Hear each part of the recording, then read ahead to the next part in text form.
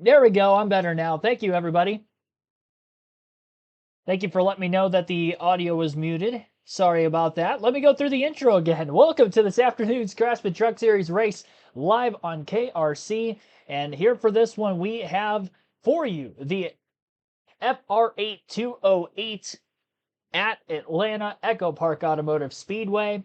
3 Cup Series regulars in the field for today. Will any of the truck regulars be able to dethrone them? We had a handful of Cup regulars in last week's race, along with former 3-time Cup champion Tony Stewart, a Travis Pastrana, a Cletus McFarland. Here this weekend, it's all the truck regulars you'll see every weekend, plus a few of the guys you would usually see on Sunday. We'll go through the starting lineup in a little bit, but as for right now, waiting out the track drying process from qualifying that had gotten rained out earlier this morning.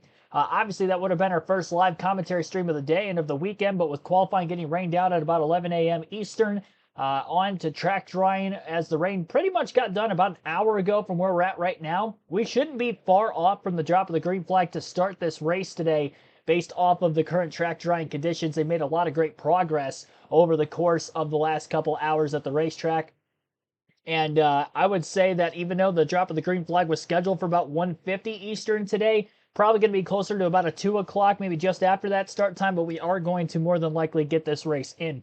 Bam Hall, Chris Davis, Steve, RPK, Marcus Villarreal, Austin Sullivan, Patrick Shadley. Steve, welcome to the stream, everybody. Wade, welcome in as well. Saw you in the chat earlier. Sure to like and subscribe for more NASCAR content. We are live for Cup practice and qualifying, or in this case, with that getting rained out earlier today, we are always live for that most weekends. Truck Series racing, O'Reilly Series racing, and Cup Series racing. So can't wait for this weekend's action at this new Atlanta. It's really not that new anymore. This is already the 5th year we have seen races under the newly reformed Atlanta, and it's put on a lot of great shows. Last year's race, the truck race that is Kyle Busch, Stuart Friesen had a photo finish in that event. Kyle Busch was able to get the win, so he's trying to go for 3 consecutive wins here today at Atlanta for this truck event, that is.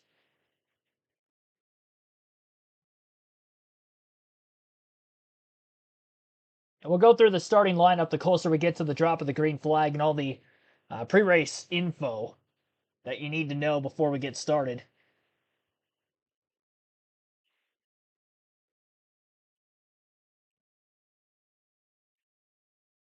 I think we're going to do some trivia while we await the start, with us having a slight delay. So let's go NASCAR Sporkle Truck Series, and we'll see where we can go from there.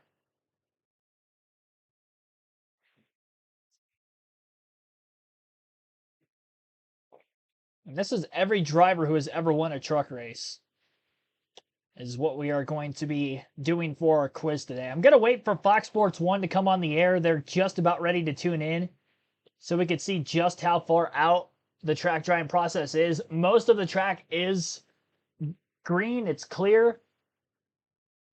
It looks like a lot of the bottom lane on the front stretch they're still working on, and really on both ends of the racetrack. Mainly the bottom lane is about all we have left to dry. So like I said, just after 2 p.m. Eastern, we should be going racing.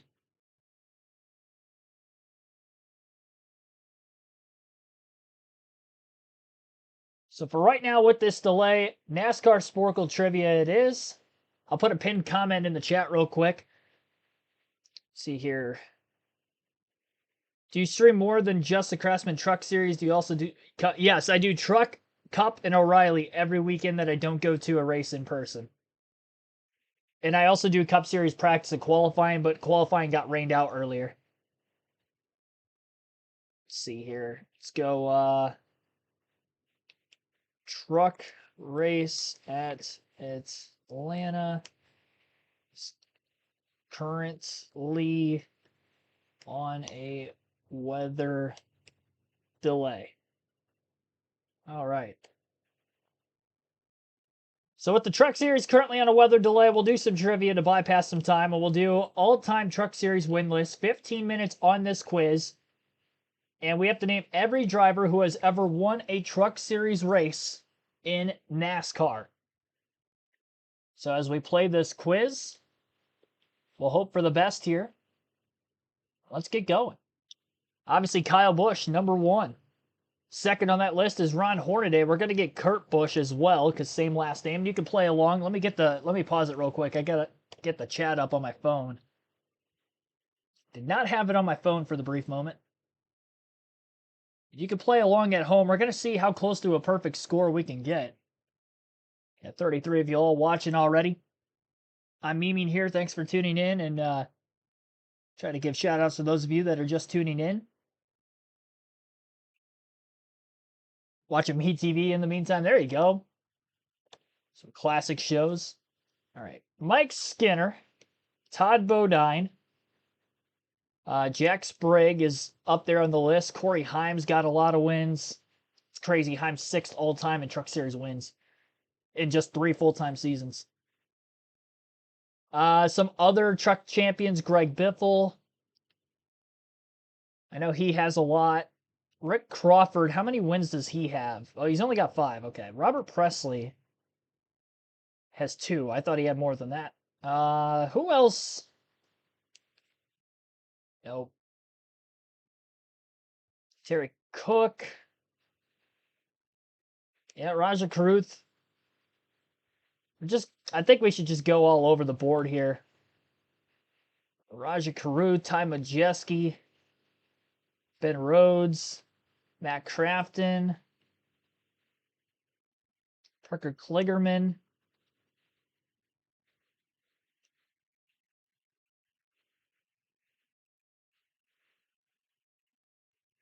Timothy Peters, Johnny Sauter, Jay Sauter also on the list, Mike Bliss, Mark Martin, Carl Edwards, Matt Kenseth. He is not on here. I know Martin Truex Jr. won the dirt race one year. Joey Logano won it another year. Brad Keselowski, Tyler Reddick, Bubba Wallace, Noah Gragson,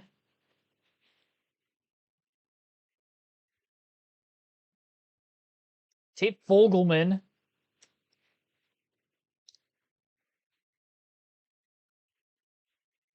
Kenny Schrader. Yes, I saw that in the chat. Ken Schrader, William Byron, Christopher Bell, Chase Briscoe, Ryan Newman on here at all? Yes. Denny Hamlin, I know, is on here. Bobby Hamilton has a ton of wins, former champion. Ricky Hendrick has 1 win. Jason Leffler, Casey Kane, Cale Gale, John King, Rafael Lessard.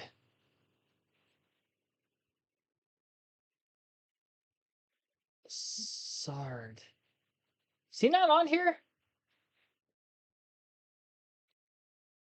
Colin Braun. Paul Menard on the list? Nope. Jason Keller? Nope. Ryan Vickers is? No, he's not. Never mind. Scott Riggs, Lane Riggs, each have 5 wins. Oh, David Stremme, Reed Sorensen.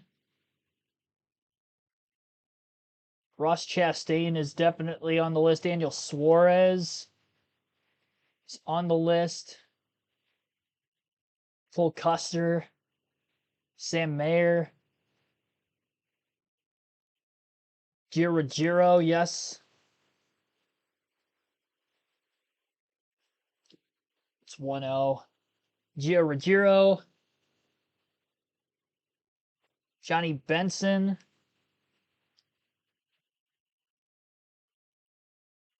Ryan Scott, yes.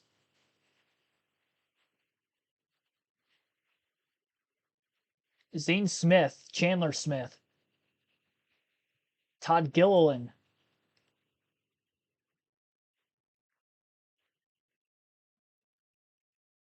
Boris said, yep. Pappas now Fellows. Ron Fellows is on here. Brendan Gaughan.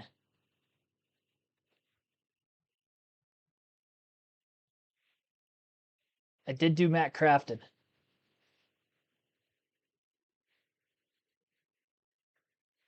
Stewart. Yep, Tony Stewart. The Labonte brothers. Terry Bobby. Casey Mears not on the list. Neither is Yaley. About Jamie McMurray. Okay, Jamie McMurray's on here. Sterling Marlin on here at all? Nope. David Rudiman.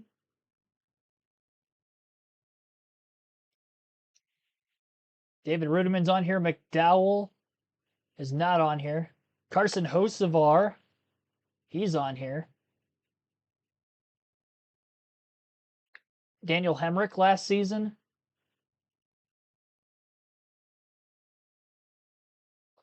Christian Eckes. Eckes has 9 wins. Wow. Dennis Setzer. Yes, Setzer. Austin Hill. He skipped.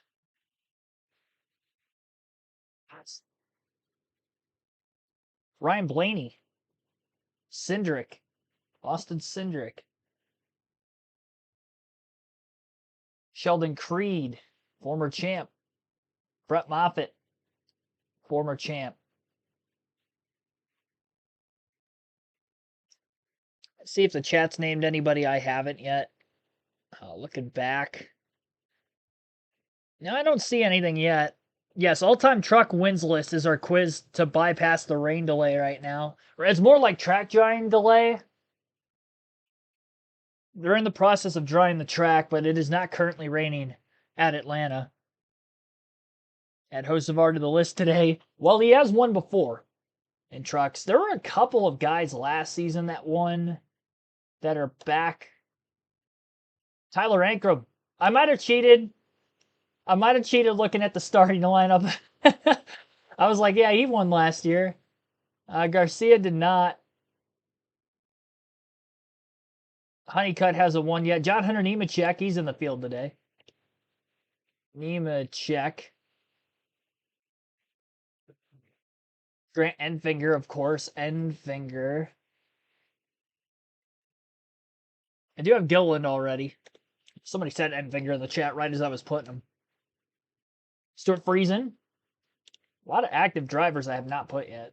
Friesen. Got Hocevar. Gray hasn't won. He's won an Xfinity race, but not Cup. Spencer Boyd. I don't think I put Spencer Boyd yet. He won at Talladega before.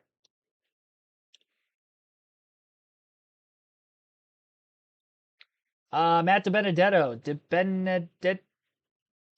Talladega winner. Larson, of course. How did I not have him yet?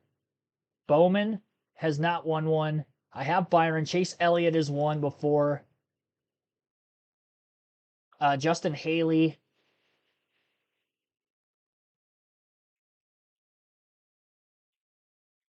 SVG hasn't really ran trucks. Michael Waltrip had a Daytona win. The Dillon brothers, yes. Ty and Austin. We got 85 and 127. We only have 6.5 minutes left.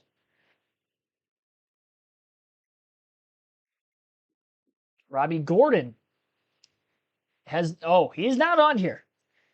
I would have thought he was going to be on here as well. Stenhouse has not won in this series.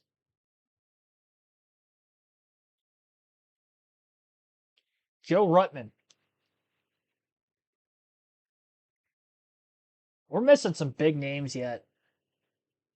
Chad Little. Ted Musgrave. Musgrave is a former champ. Eric Darnell.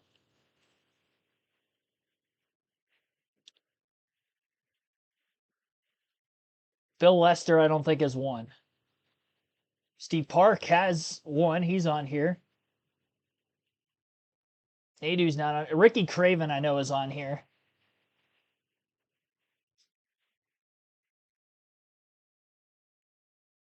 John Andretti is not.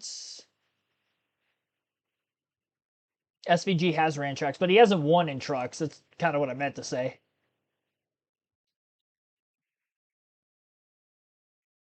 Yeah, he has not won in trucks. Neither has Zilish. He was on pole at Coda either last year. It would have been last year, I think.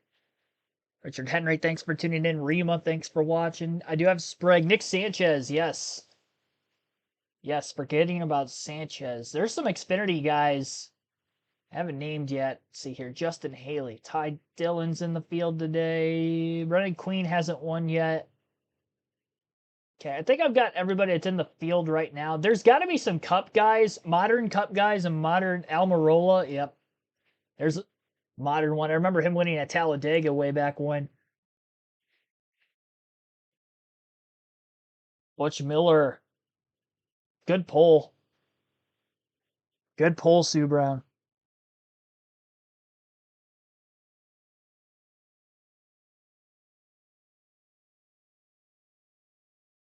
David Reagan. How about Trevor Bain? I do have Keselowski. I've got Gregson. Smith. I got all the front row guys.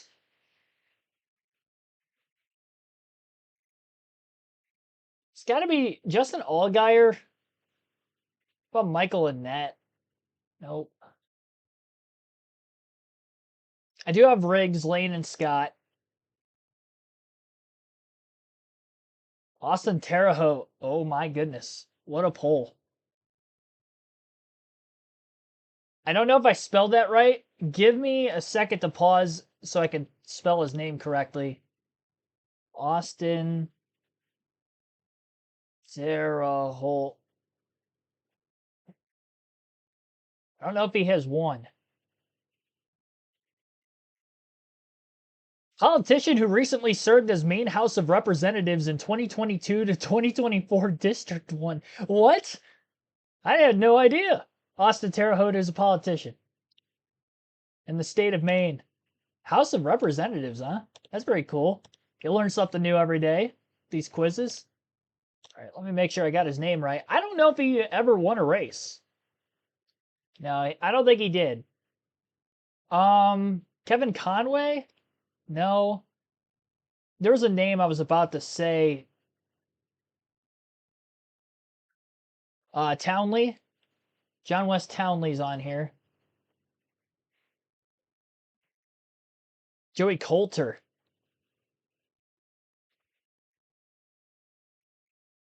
I've got Stewart. I've got Dillon. I've got Elliott. David Starr is another one. There we go. David Starr. Thank you, chat. That was Austin Sullivan. I've got the Dillon brothers.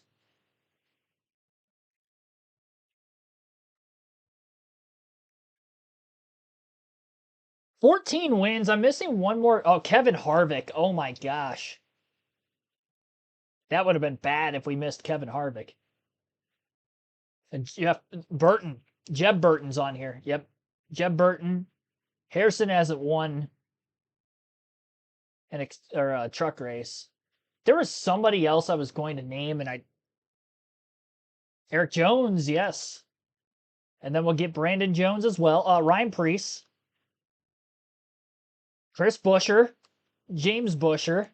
It's just James. Chris hasn't won. Okay. James Buescher, former champ. Got 102 of 127. There's still so many names left that I have not touched yet. Clint Boyer. He's on here. I do have Briscoe already. I've got Blaney.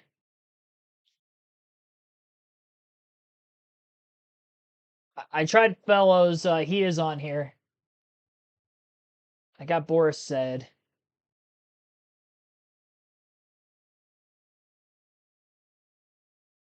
This is a tough quiz. Who else are we missing? Travis Quapple. Oh, yes. Of course. Okay, so everybody else has 4 wins or less. I don't think Allmendinger's on here. Nope.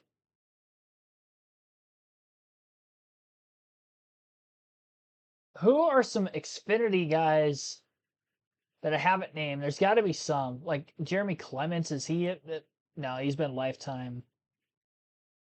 I'm sure Sieg hasn't won. Got Mayer, got Creed. Tried Jerry Nadeau already. He is not on here. John Wood, yes. John Wood. Here. Green. No, Jeff Green's not on here. Dang it. I really thought he was. Casey Atwood? Nope. Jeremy Mayfield? Nope. Elliott Sadler. Elliott Sadler. Ricky Rudd? Dang it. I tried Annette. He's not on here. All right, well, that's it. 84%. We did get above average. We have not gotten below average on a single quiz all year, so that's good.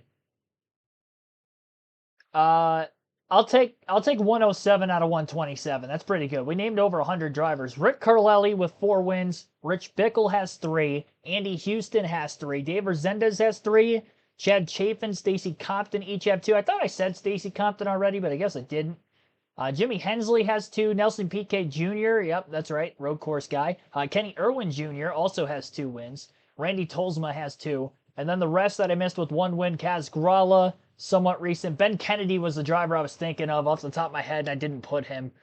Shane Meal, Justin Lofton, Rafael Lassard. So I did put Lassard, but I spelled it wrong multiple times. I put L-A-S-S, and I tried L-A-S. It was L-E-S-S, so I did not put the E. I did have Lassard, but didn't spell it right.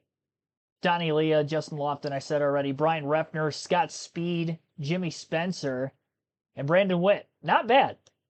Honestly, collectively, we did a very good job.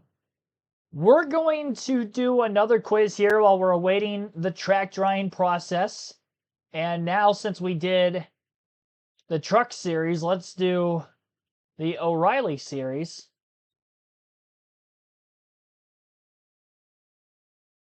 NASCAR O'Reilly series all-time winners. We'll see if this is updated.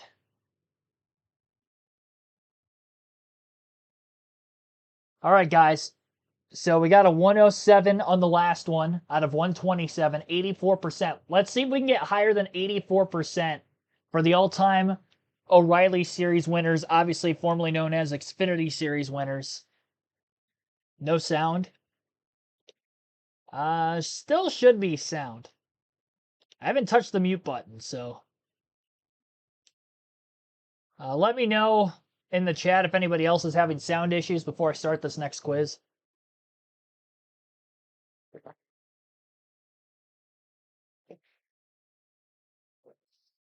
AJ up, thanks for tuning in. Only one that calls it Nationwide or Bush.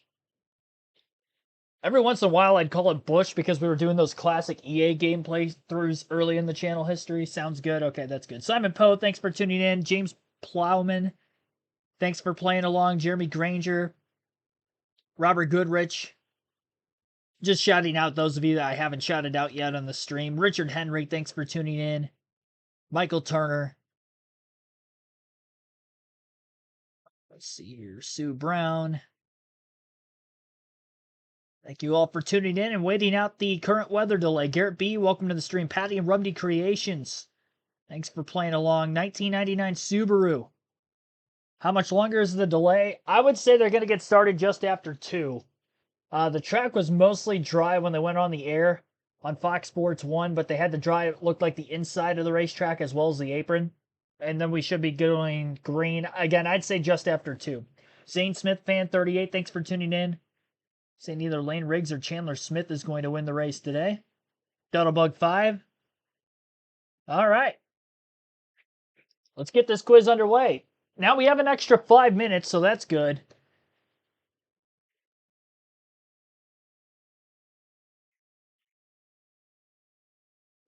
So extra 5 minutes. All-time O'Reilly Series winners. Kurt, Kyle Busch up at the top. Mark Martin up towards the top. Kevin Harvick towards the top. So is Carl Edwards. Matt Kenseth's got a ton of wins. Brad Keselowski. Joey Logano has a lot.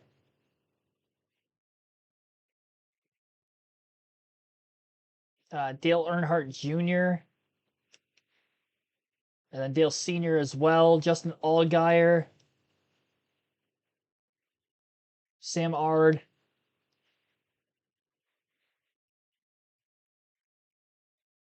I want to get as many of the top guys first. Tony Stewart has 11. Okay, double digits. Denny Hamlin. Ryan Truex, Martin Truex Jr. Newman. Got Mike Wallace, Kenny Wallace. Jason Keller, Jason Leffler. Ryan Vickers, Jeff Green. Got Johnny Sauter, Bobby Hamilton. Johnny Benson. Jerry Nadeau's not on the list. Let's go Joe Nemechek, Ricky Rudd, Justin Lofton. I think that was just trucks. Sterling Marlin, Jamie McMurray, Juan Pablo Montoya, Marcus Ambrose, Horace Said, Max Pappas is not on here. Ron Fellows. PK, since we missed him in the trucks. Nelson PK. Scott Riggs. Reed Sorensen. Mike Bliss. Paul Menard. Stremme on here at all? No. No, David Rudiman is. Michael McDowell. Michael Waltrip. Darrell Waltrip. Yep. SVG. Van Gisbergen. Connor Zillich. Sanchez won last season. Jesse Love. Austin Hill. Chandler Smith. Sammy Smith. Zane Smith. Casey Mears. Todd Bodine. Brett Bodine. Sam Mayer. Creed hasn't won yet.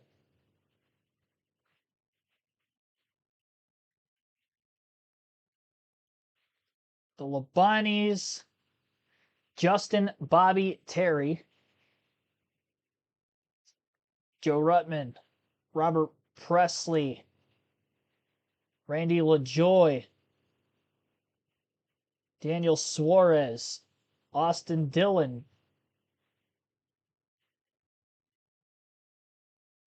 AJ Allmendinger. Justin Haley. Ross Chastain. Hocevar hasn't won an Xfinity. Tiger Green Flag time 2:34. Awesome to know.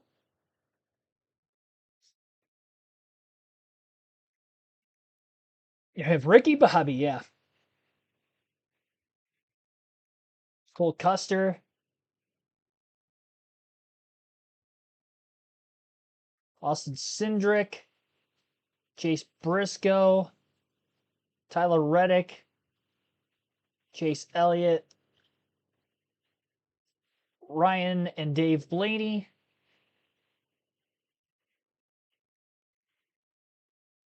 Stacy Compton is not on here.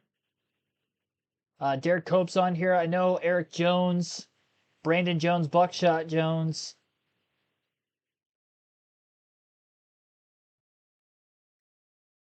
Thought I put Nemechek already. I did. Harrison Burton. Jeff Burton. Ward Burton. And Jeb. I got 4 of them. Dennis Setzer.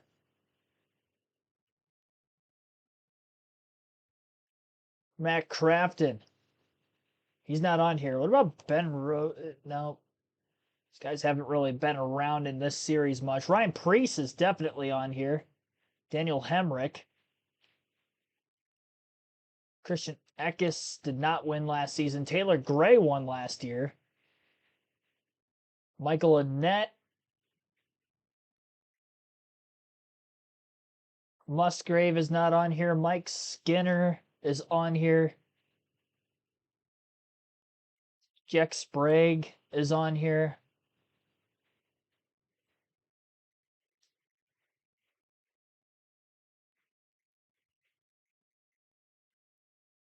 Noah Gregson.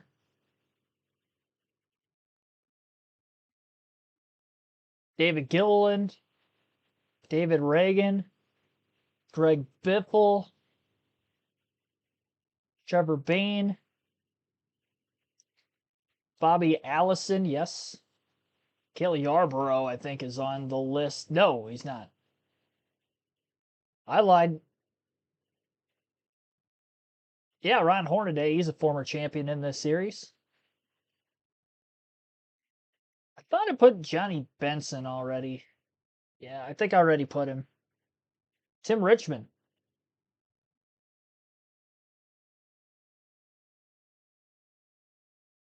Yeah, 102 of 181 already. That's hard to believe I named. We had 107 in the last one. Kevin LePage. Yes. Larry Pearson's on here, not David. Oh, David Pearson's on here as well. Surprised. So David and Larry Pearson are on here. I know Morgan Shepherd is on here. Tried Ricky Rudd already. Harry Gant. Neil Bonnet.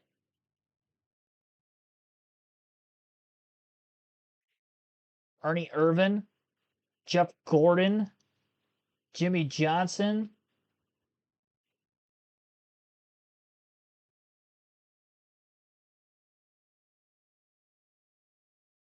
Let's go Casey Atwood. Elton Sawyer. Good poll chat. Kyle Petty on here at all? Nope. Kirk Shelmerdine. Not on the list. David Starr. Not on the list. JJ Yaley is not on here. Jeremy Clements has a Daytona win. Justin Marks. I don't have Rick Crawford's not on here. I know Elliott Sadler's on here. So is Hermie Sadler.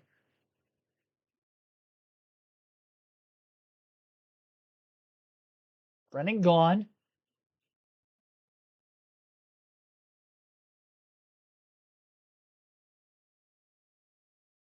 Got 119 of 181. Jimmy Spencer.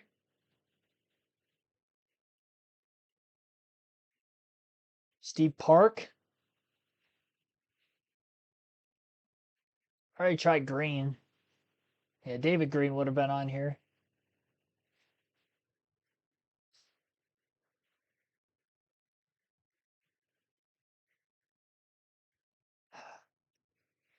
Got a couple of guys that have a ton of wins yet.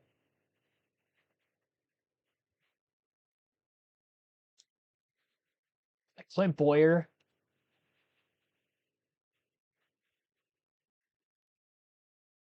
Who are some of the bushwhackers? Hornish, yes.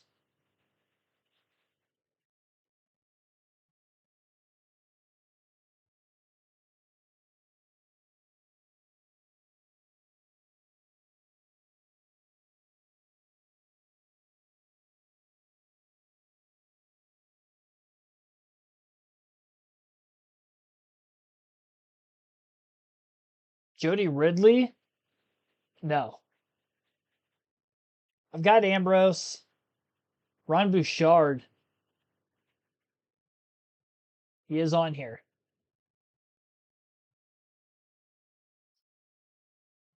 Stacy Compton.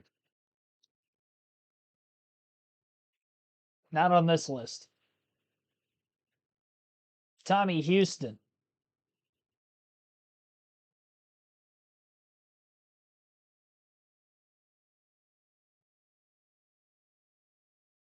Tommy Ellis, yes.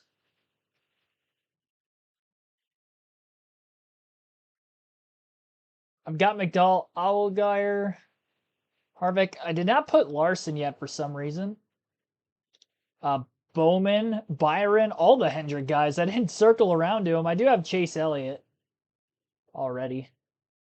300 guys I just was missing.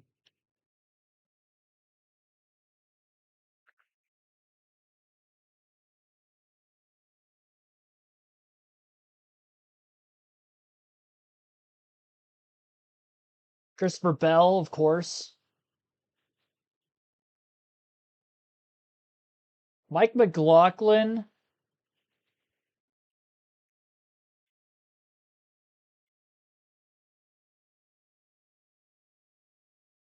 Jeff Purvis. Purvis is on here. I'm going to pause it for McLaughlin really quick. Mike McLaughlin. Make sure I'm spelling it correctly.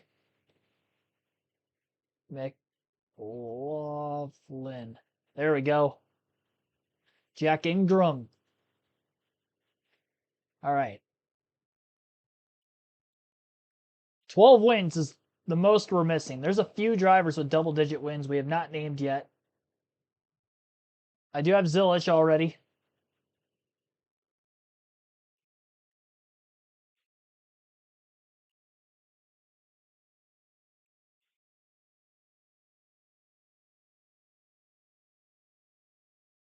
Got to be some Cup guys. Yeah, Phil Parsons.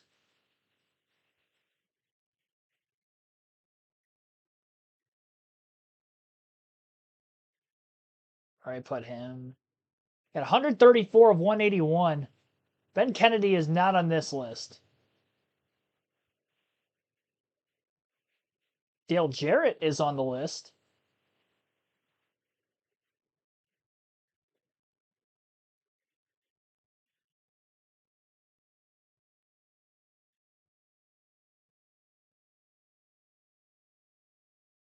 Brandon Brown is on here. Spencer Gallagher. Ryan Reed. I do have Reddick already.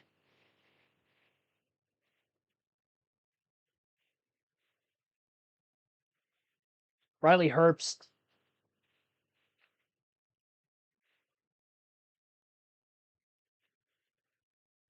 Whoops. On Sir.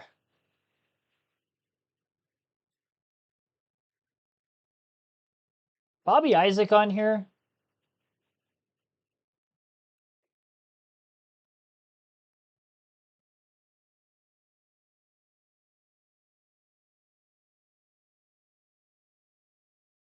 My laptop's starting to slow up on me just a little bit. Bobby Isaac is not on the list.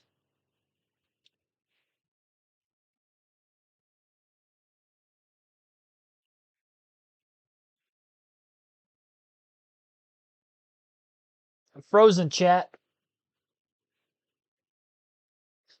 Everything's frozen.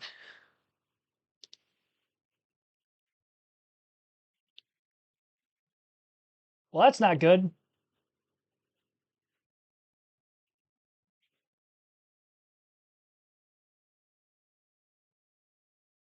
There you go. Jimmy Means. I do have LaJoy. I've got Spencer. Ty Gibbs, of course. Saw him win a championship in person. Mike Alexander. Good pull. Who said that in the chat? Jimmy, thanks for that one. Steve Grissom.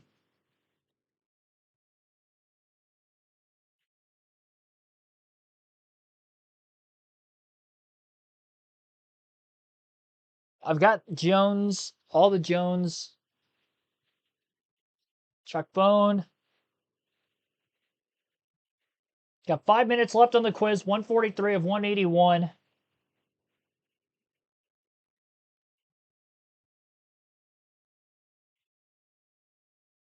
Gerhardt, I don't know. No, he did not. What about Fred Teague? There we go.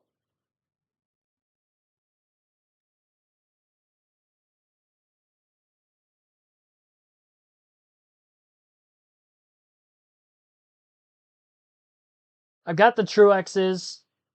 Hocevar's not on here.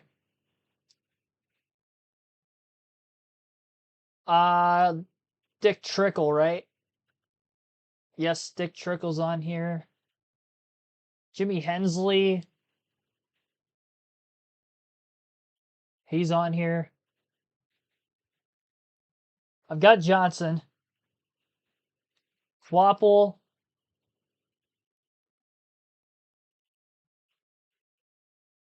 See, I was thinking Carson Quapple, but yeah, Travis might be on here. I'm frozen again.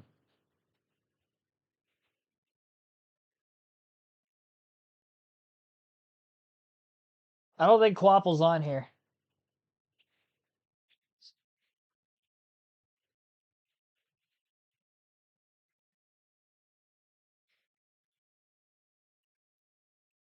Pause the timer again. Sporkle is slowing down on us. Gilliland, of course. I do have Gilliland. I paused already.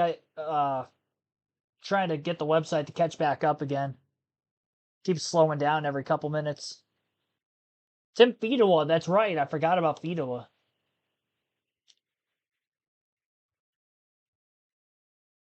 Tim Fedewa.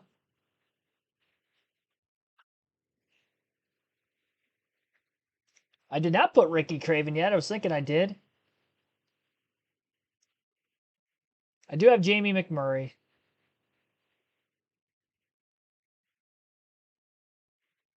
Oh, Jacques Villeneuve, right?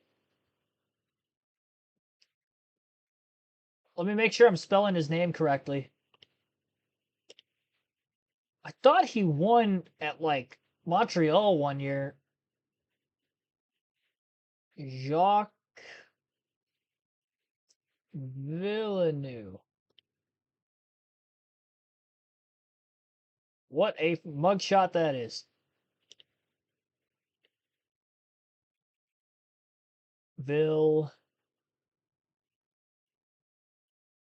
Nope. He's not on here. Never mind. All-time O'Reilly or Xfinity Series winners is our quiz right now.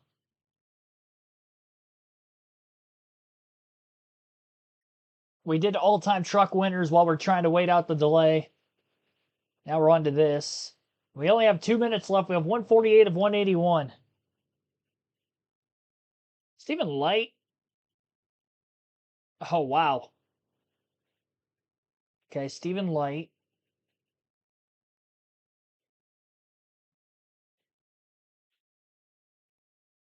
Chris Buescher. Chris and James Buescher.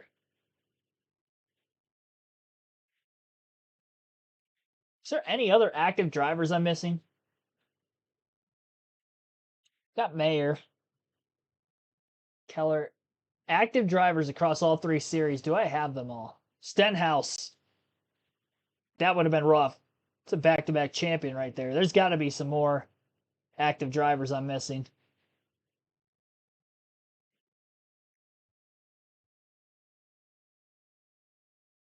Almirola, of course. And he is active. Part-time.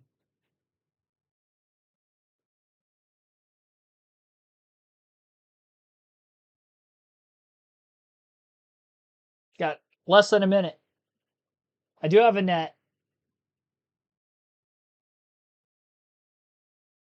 James Buescher in the 30 car. Yes, of course. Infamous Daytona finish. Casey Kane. Wow. I can't believe I didn't put Casey Kane yet.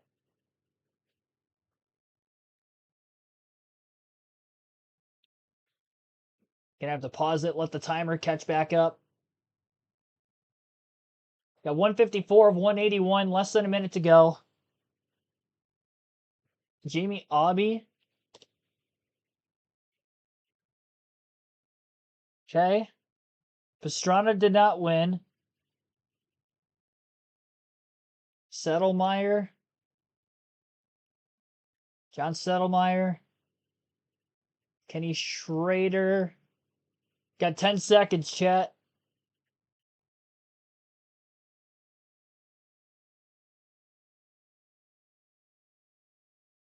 We did pretty good. We did pretty good. 87%. We got 84% in the Truck Series quiz. Granted, I had Lassard, which might have bumped me up another percent, but so 84 to 85% in that quiz. I got 87 of 67 was the average here. Pretty solid. Oh, Josh Berry was the active driver I was still missing. I knew I was missing somebody. I think he's the only active driver I did not have. Active in the Cup Series, obviously. So Rick Mast had 9 wins. It's quite a few. Rob Moroso had 6. Butch Lindley had 6. Chad Little had 6. Scott Wimmer had 6. Josh Berry had 5. And again, Berry was the only active driver we missed. Rick Wilson, 2. Johnny Rumley, 2. Bobby Hillen Jr., Butch Miller, Ron Silver, Hank Parker Jr., they all had 2. Mike Snyder had 1. I think he's part-time active. Larry Pollard had 1. Greg Sachs had 1. Andy Santer, 1. Dick McCabe, 1. Tracy Leslie, 1. Ronald Cooper, 1. Joe Bessie, 1. Bobby Dodder, 1. Jeff Fuller, 1. Ed Barrier, 1. That's it. Yeah, not too shabby. We did a good job on our 2 quizzes. We do quizzes before every Cup Series live commentary stream. So if you tune in early at the beginning of tomorrow's stream, which will start at about 2:30 p.m. Eastern for the Cup race, we'll do 1 quiz before the drop of the green flag and all of our pre-race ceremonies. So we are back here. Drivers are getting called to their vehicles, and it looks like we've got some of them strapping in or getting ready to strap in to start today's Fr8 208 at the Echo Park Speedway in Atlanta.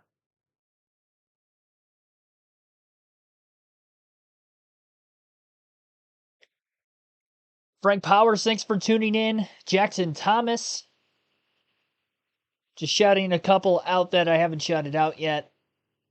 I think that might have been it going into the second quiz. Hard Nose 72, thanks for tuning in, playing along.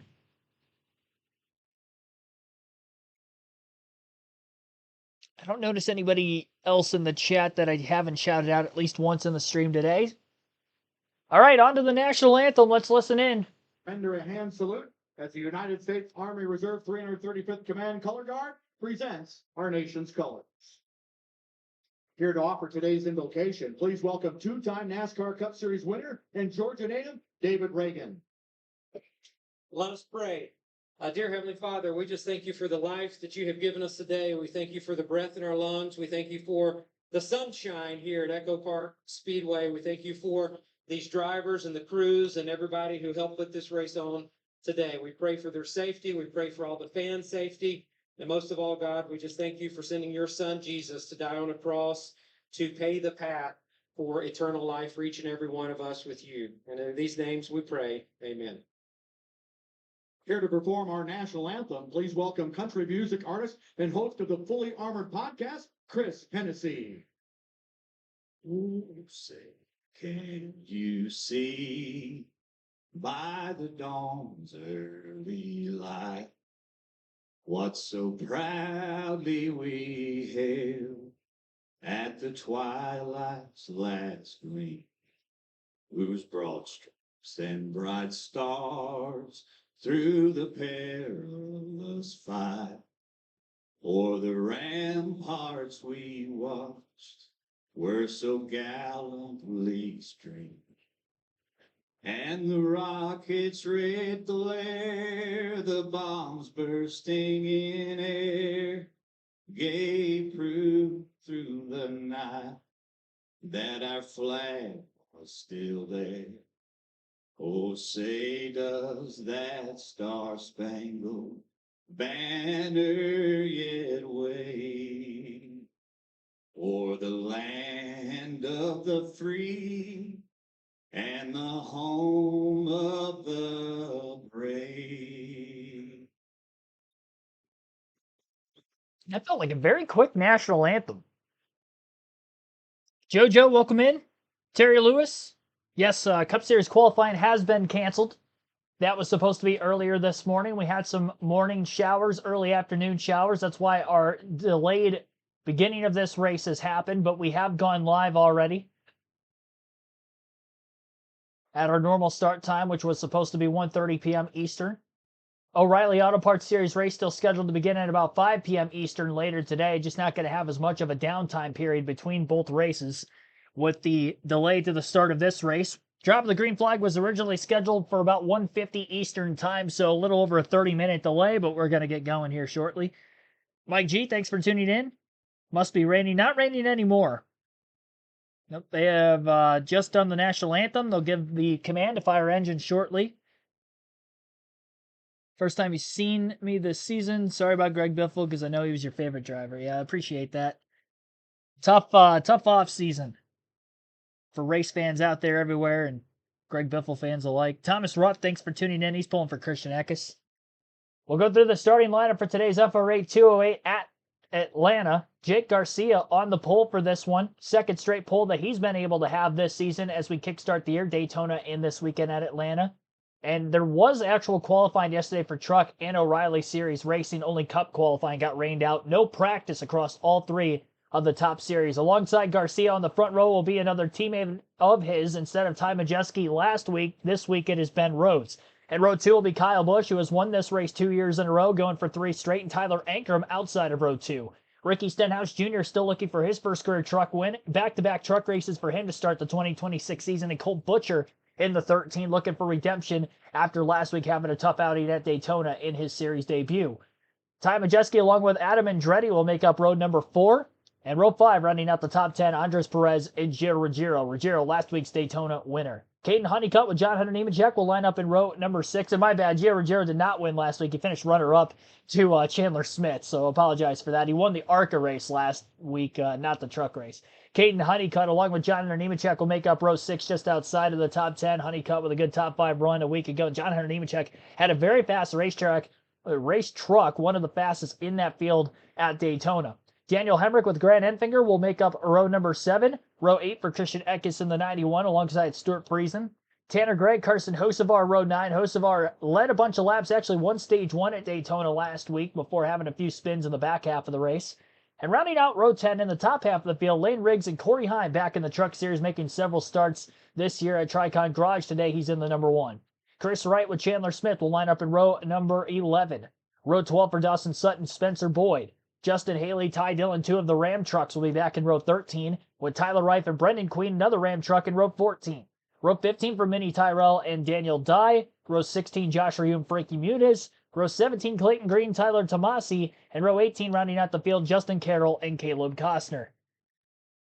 36 trucks on the starting grid for today's race. Our stage splits will be 40, 40, and 55, I do believe.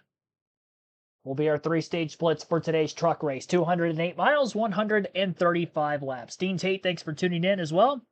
Really tough off-season. It was. Good start to the actual racing season itself. We've seen a lot of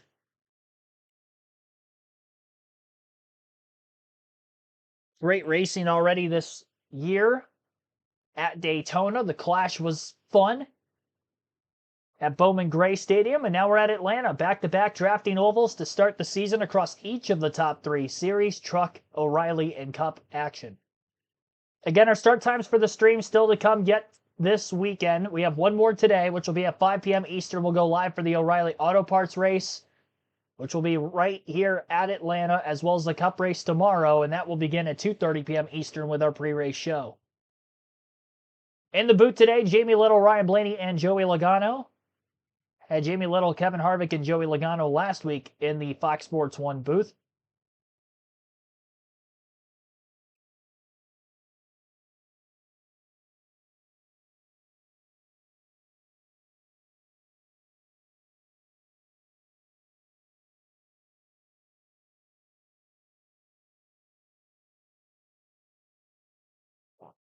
Blaney with that mustache, I mean, he just screams like 1980s, 1990s NASCAR driver.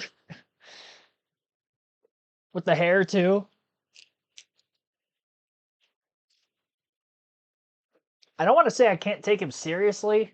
It's not that. It's just a different look that I have not gotten used to yet. I've only seen it for a couple of weeks. Yep, Ryan Blaney in the booth.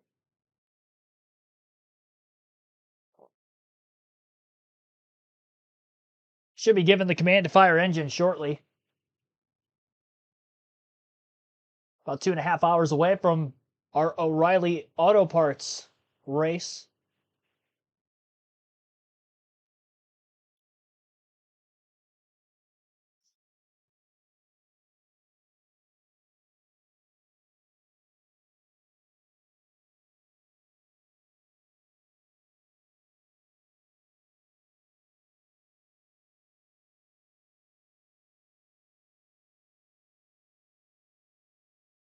All right. About to get ready for this one. Got another stacked field in the Truck Series, second week in a row. 5 Cup Series drivers in this field here today, 3 of which are in our chat poll, which will remain open until the end of Stage 2. You've had a little extra time to vote for who you think is going to win the race today because of the delay at the start of this race. But again, Kyle Busch, Ricky Stenhouse Jr., John Hunter Nemechek, Ty Dillon, Carson Hocevar are the 5 Cup regulars in the field. Stacked field last week, another stacked one this week.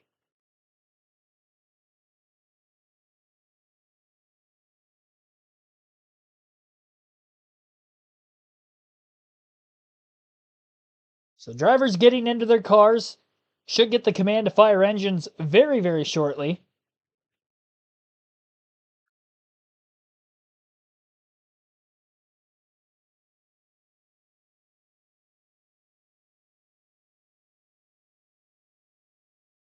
I haven't made a prediction for who I think is going to win this race yet. I'm going to go John Hunter Nemechek.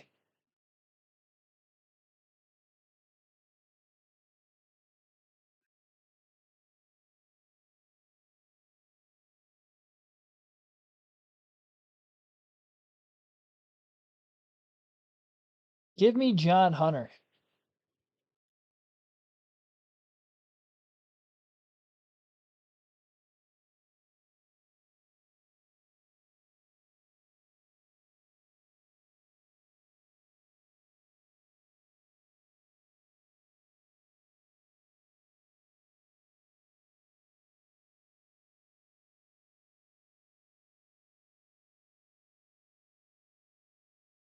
And I'm basing that off the speed he had at Daytona last week, as well as the fact that Stuart Friesen was a runner-up in this race with Friesen Hallmar Racing last year. A very, very close second to Kyle Busch. I don't think Busch is going to win this race 3 years in a row.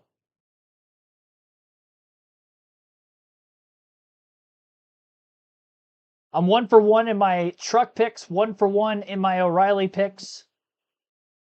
Daytona 500, I picked Chris Buescher and he finished 7th. So I'm off to a good start with predictions for 2026.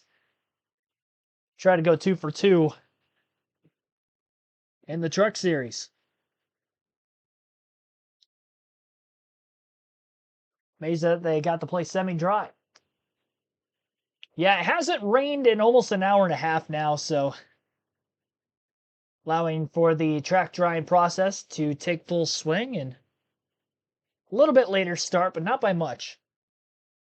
I think they might have to get a little bit of pit road dried off once the trucks get out onto the racetrack, so we might see a couple extra pace laps compared to usual, but they'll get started here shortly. William Walton Jr., thanks for tuning in. Justin Carroll did not qualify at Daytona last week. Nope, he was not in that field. Got a couple of drivers who were not in the field last week in the field this week. I believe Caleb Costner as well.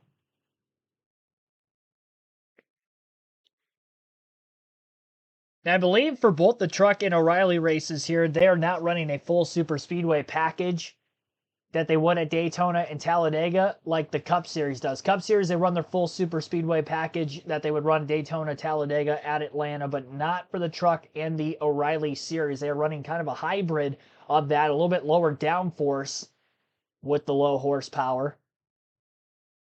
Not as much drag, which is why handling becomes a major issue at Atlanta in all three series, but especially for the truck and the O'Reilly series. You're not going to see them as clumped together for as long. Around the bottom of the racetrack, the outside is definitely the preferred lane.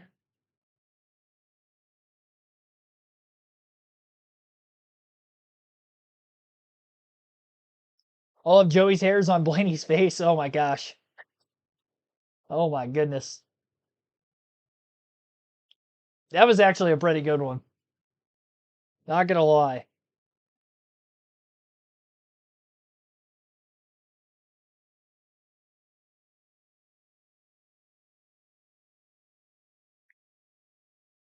Will the O'Reilly race get pushed back? It depends how many cautions we see in this one.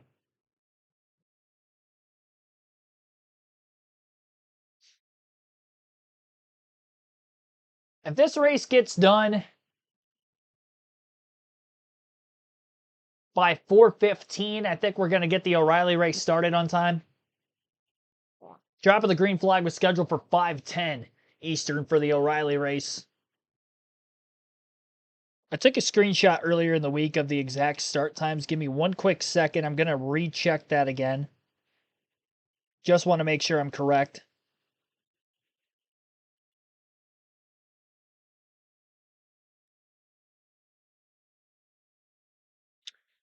Drop of the green flag was scheduled for 1:52 for the truck race, so it was a couple minutes off. 5:20 for O'Reilly. Yeah, so honestly, if this race gets done by 4:30, I think they start the O'Reilly race on time. If it's scheduled for 5:20, I think it still goes on at 5:20.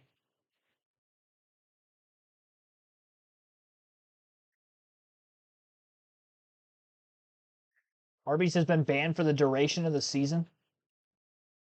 I don't know that this is legitimate or not. We saw a lot of Arby's sponsorship in the O'Reilly race last weekend, but not really as much throughout the Daytona 500 and the Fox coverage with their truck race. So I think we'll be okay for this one at least. May see a lot of Arby's ads later.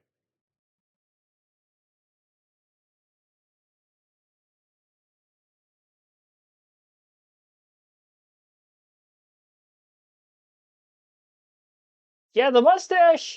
Honestly, the mustache that Ryan Blaney has is very Burt Reynolds-esque, I think. Of the famous mustaches. Or does Blaney's take on a life of its own? Because that's very well possible as well.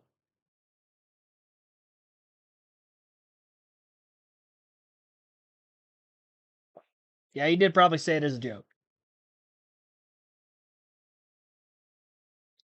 Chat was all on it with the Arby's. Practically sentence memes.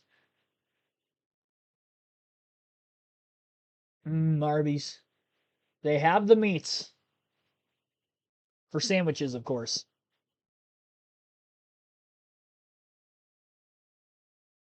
How many channels will NASCAR be on? Fox, CW, Prime, TNT, USA, NBC, True TV.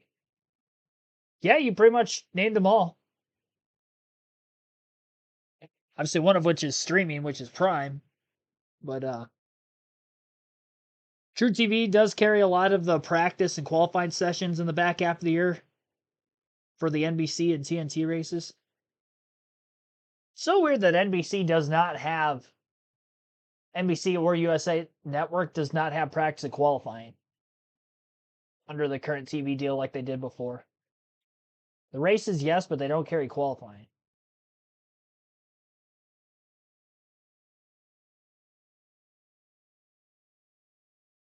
Or Tom Selleck.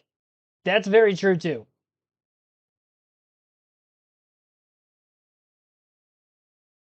I see Tom Selleck.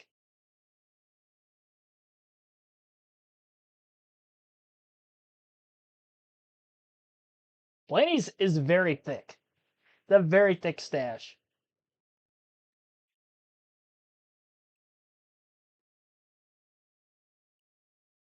Denny Hamlin's kind of been rocking the mustache early this season as well. It's just nowhere near as thick as Blaney's. That man just grows thick hair.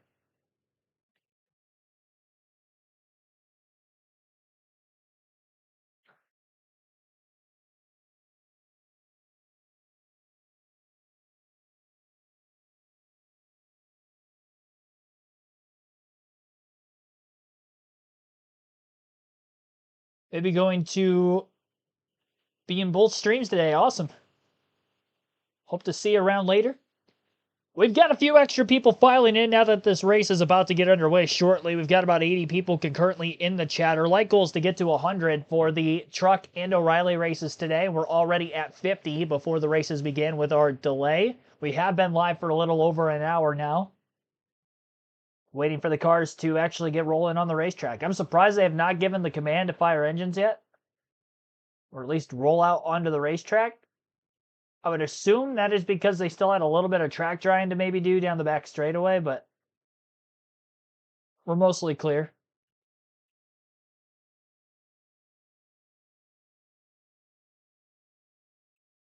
Yeah, Heim in the field, going to be tough to beat, obviously.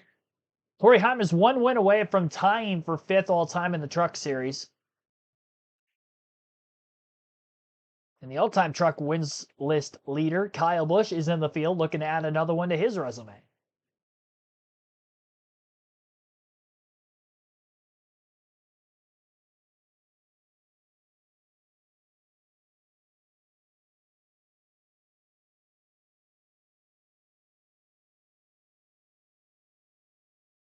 So Corey Heim won this race in 2022 with Kyle Busch Motorsports. Then he was able to finally win his championship last season with Tricon Garage dominating fashion. He's back with Tricon yet again for several races this season, one of which being here today. Instead of the safe light colors that we would usually see on the 11 of Heim, he's in the one truck in with the Robin Hood paint scheme rather than the safe light 11 truck being Caden Honeycutt, excuse me.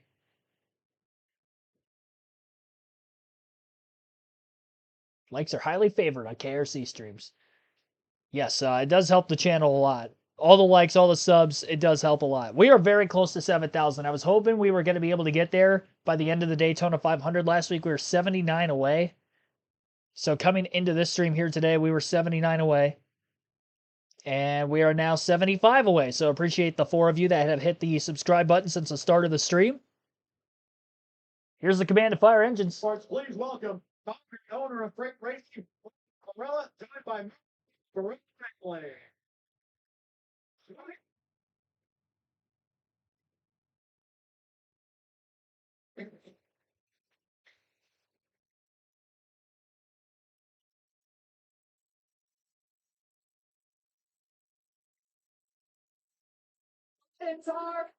All right, engines fired. Let's get ready to get this thing underway here shortly. They come back from commercial. They're definitely going to be on the pace laps. Majeski's your dude. Not going to lie, KFB is a brutally tough driver to beat in a truck. Yes, he is. Even when he's gone winless in the Cup Series the last 2 years, he still finds a way to win one of his truck starts every year. So, didn't have a great run in a lot of them, but again, he did win Atlanta. He led over 80 laps in that race out of 130, 135. So he pretty much dominated, but it still came down to a photo finish despite the domination. Had it for the longest time, nearly lost it, got it back right at the checker.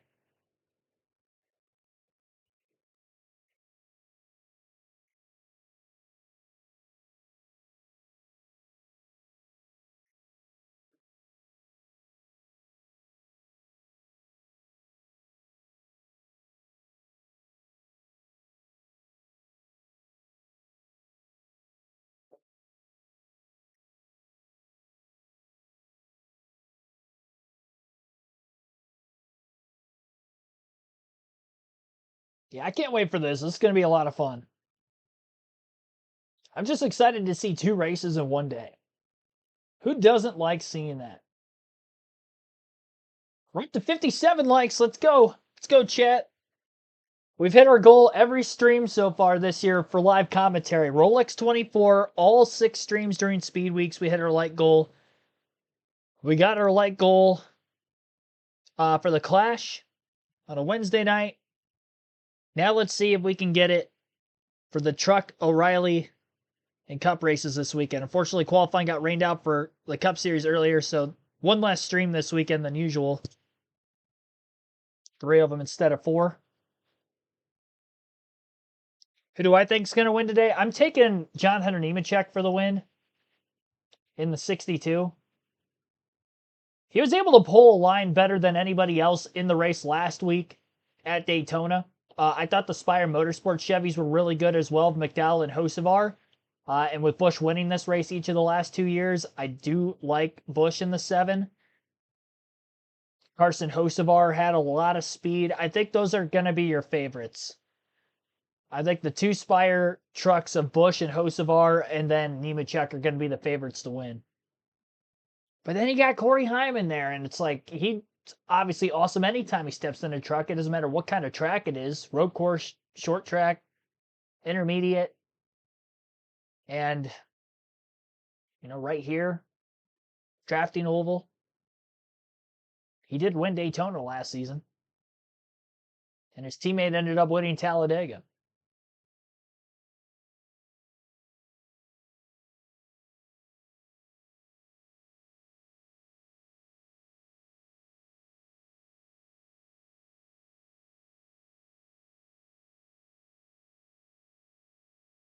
Trucks are still in the pits. I think they're dialing up Kyle Busch right now. All right, we just watched a highlight video of your 8 wins and all your truck wins, all the fouls.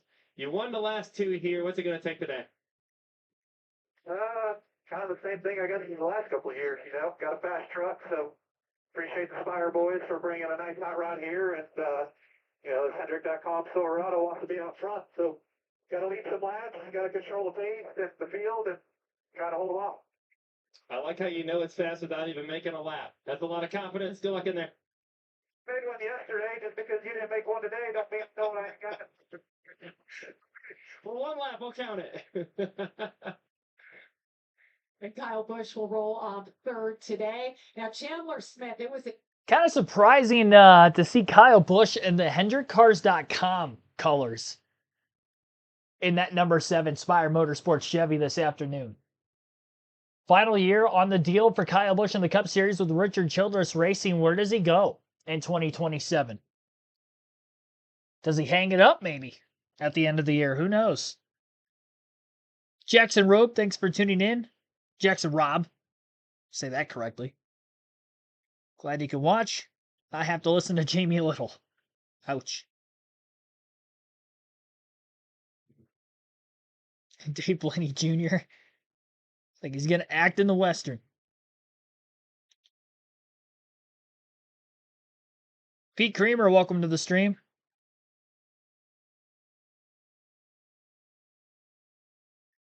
I'm taking Austin Hill later. It's either Hill or Love. Kind of bounce back and forth between the two in the drafting ovals. But as good as Hill was last week, it's really like if there's a mechanical issue, then Jesse Love becomes a front runner. But I think pre-race favorite, you got to go Austin Hill. I know it's a safe pick. I feel like I'm going out on the limb a little bit. The Truck Series. The Truck Series is a lot harder to predict on the super speedways, I feel, than any other series.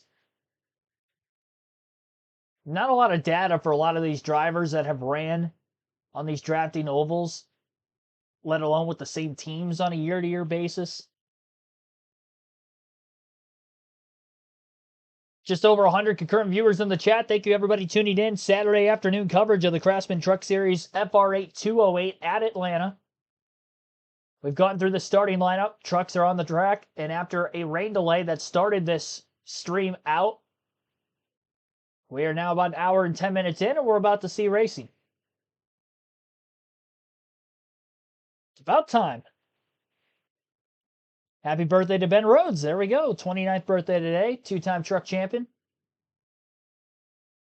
See if he can give himself a good birthday present, get back to victory lane, winless a year ago. And I think he only had the one win at Charlotte the year before that. On a late race overtime restart. Sport Racing did not go to victory lane as a whole last season. They had several trucks up towards the front of the field for various moments of last week's race. Ty Majeski maybe being the main one of them.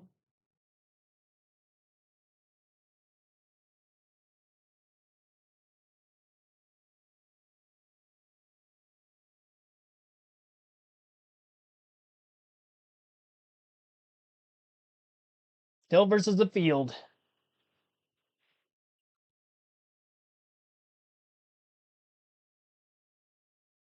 Yeah, pretty much.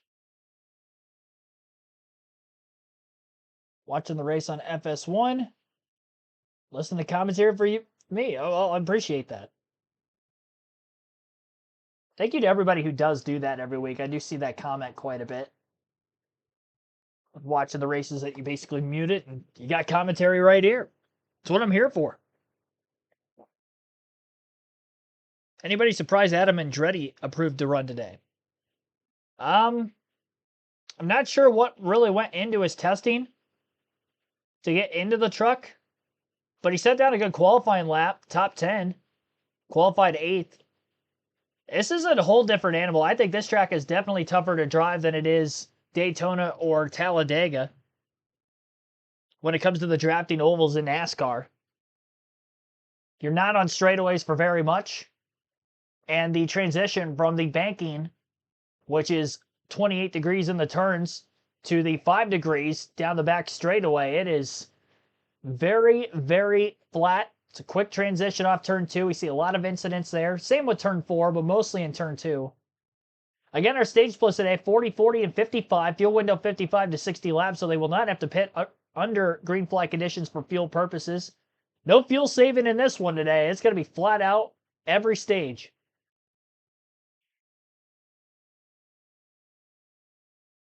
Still racing at 420. The next lap, the leader will receive the white flag, no overtime. Well, there you go. Adverse racing conditions rule. And usually we see that when a track doesn't have lights in NASCAR, but because there's still one more race left today, 420 is going to be our cutoff period. So we may not even get to the scheduled distance of 135 laps. Again, the O'Reilly Auto Parts race scheduled to begin at 5:20 Eastern, so about 1 hour before that will be our cutoff time for this race. And again, we've seen this rule in recent years in NASCAR. Mainly it has been because of a light issue or lack of daylight. Atlanta does have lights. That O'Reilly race will go into the nighttime later this evening. I'm very surprised. Obviously, I would like to think that that has to do with network conditions. Like CW being a completely different network than that of Fox. Different camera crews that they got to get those swapped out. And I think that's why they have the time. If both races were on Fox, I don't think it would have mattered. That's my opinion on it, at least.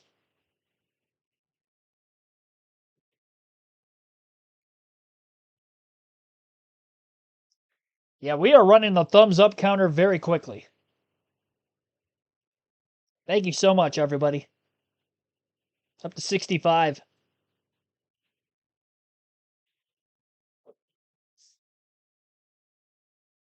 It's not a long race, though. We don't see a lot of yellows. They can get this done in about an hour and a half.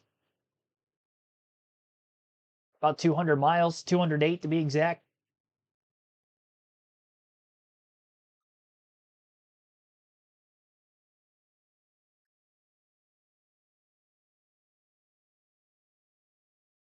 Yep. 4:20 Eastern.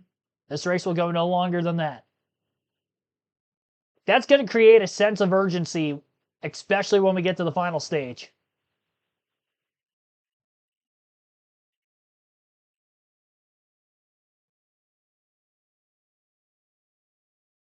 Also, a timed race, stage caution should have been thrown away. I agree. Because that's definitely going to waste some extra time.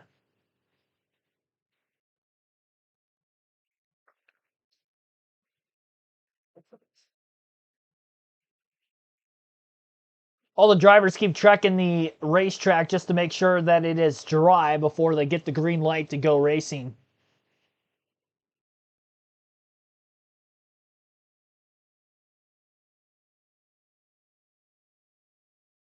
I did not know that that rule's in effect for this race until just moments ago.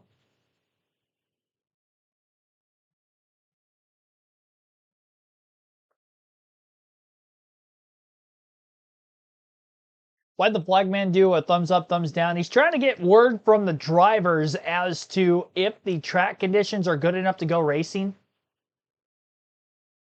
It does look like there's maybe some weepers up along the outside of the wall, especially in the corners. So everybody's just kind of taking the pace laps up near the wall, single file right now, testing it out. Get the driver's approval as to if it's going to be safe to go green before we let them loose.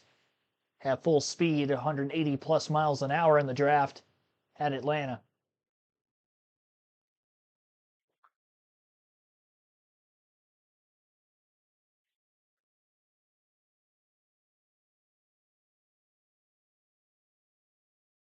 So they did one lap up there. They're doing a second. Track to me looks dry. Okay. Kyle Busch thumbs up. Good enough for me. Well, there you go. Kyle Busch said that he thinks it's good.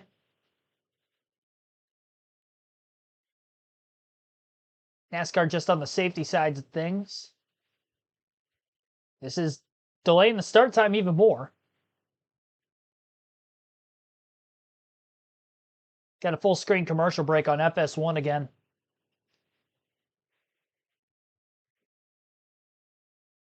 Start with the green, yellow, and count the laps. Not a bad idea either. Not going to lie.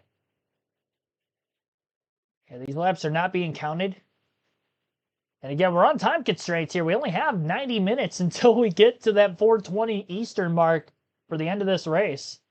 I mentioned it was going to be a quick race. Now, no matter what, it's going to be quick. Whether we get to that scheduled finish or not.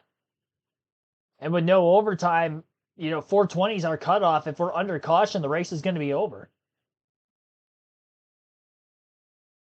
I can see this race ending under yellow at 4:20, honestly.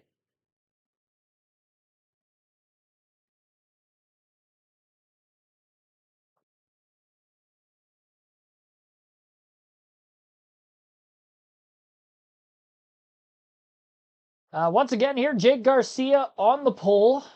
Ben Rhodes starting in second. Row 2 will be Kyle Busch, Tyler Ankrum.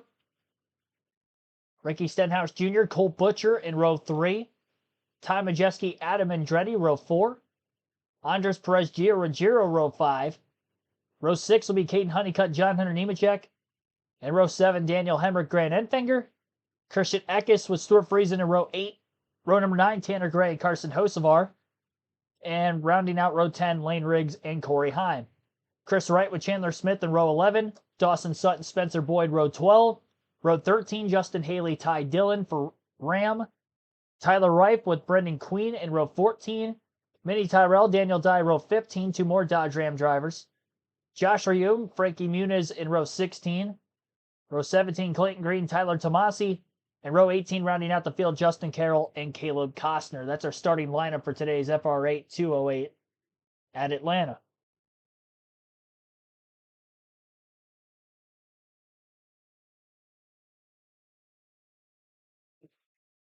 Just over 100 concurrent viewers watching.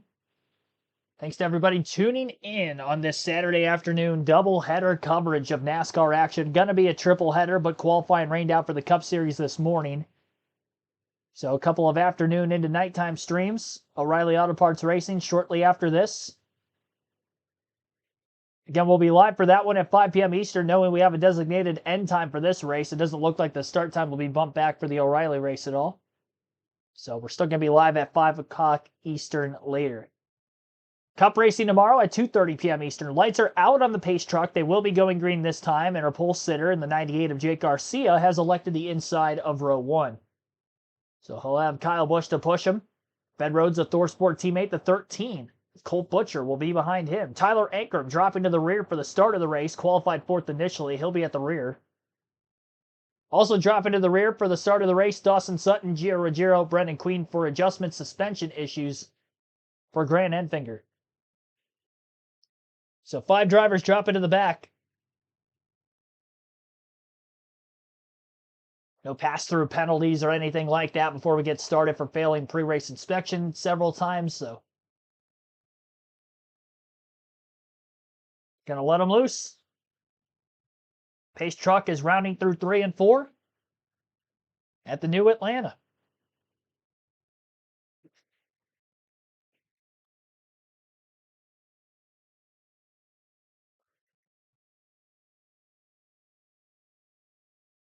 Creeping speed up off the banking no longer as they're double wide and will be taking the green flag here. Pace truck heads for pit row with that hard left-hand turn off turn 4. Into the restart zone, we are underway. Round 2 of the Craftsman Truck Series season 2026 as we're racing in Atlanta.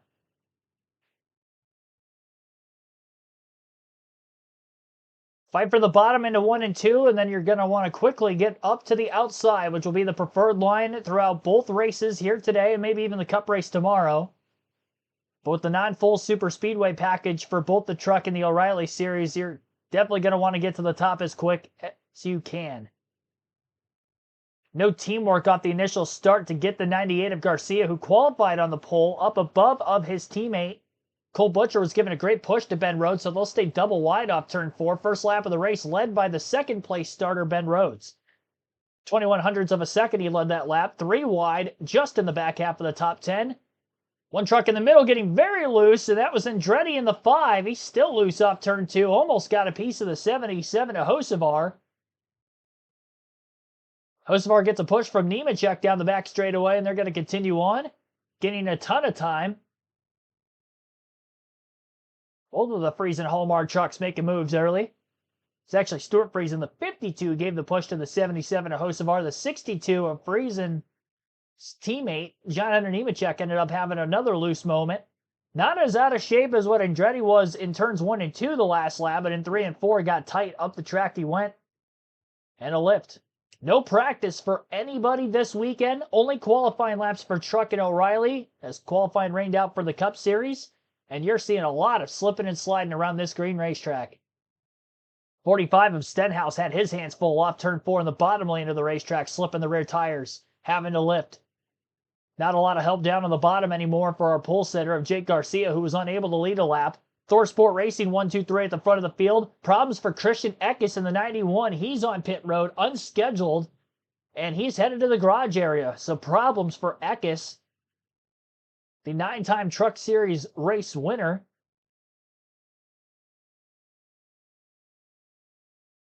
An early exit from this race. I'll have to keep an eye on his teammate Daniel Hemrick at McAnally Hilgeman Racing to see if he may have some issues before the finish as well. Currently, Hemrick runs in 12th. Impatient was the youngster Cole Butcher.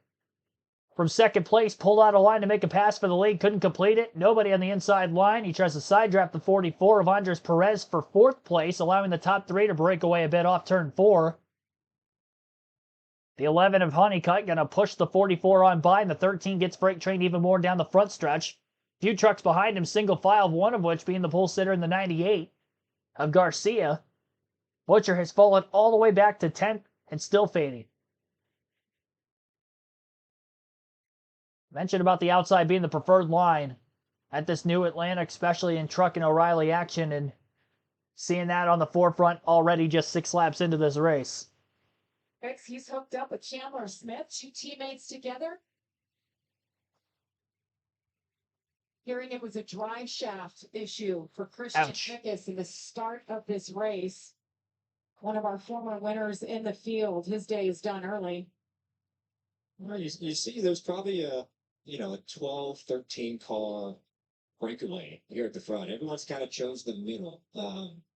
Maybe, for multiple reasons, I think just everyone's just kind of getting their trucks understood of what a handle like.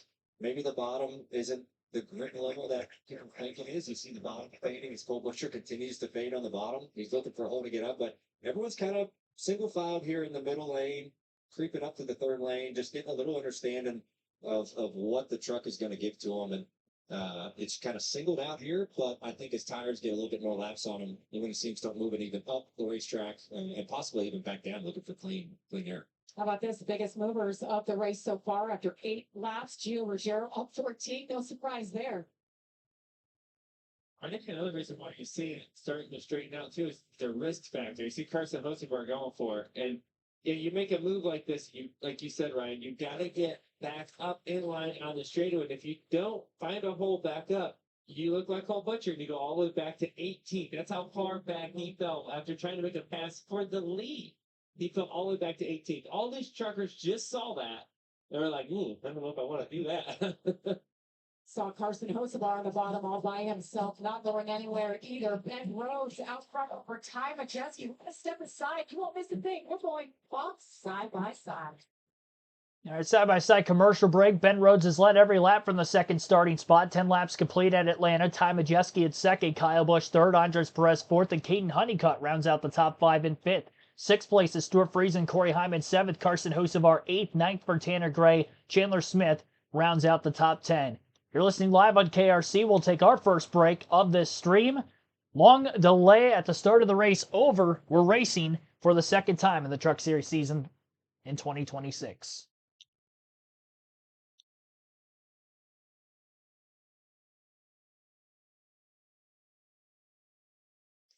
Cole Butcher ran a few races last season in the 62. Yeah, he did run part-time last year, but I believe this is his first full-time season in trucks. And a good ride, Thor Sport Racing. See how it works out for him.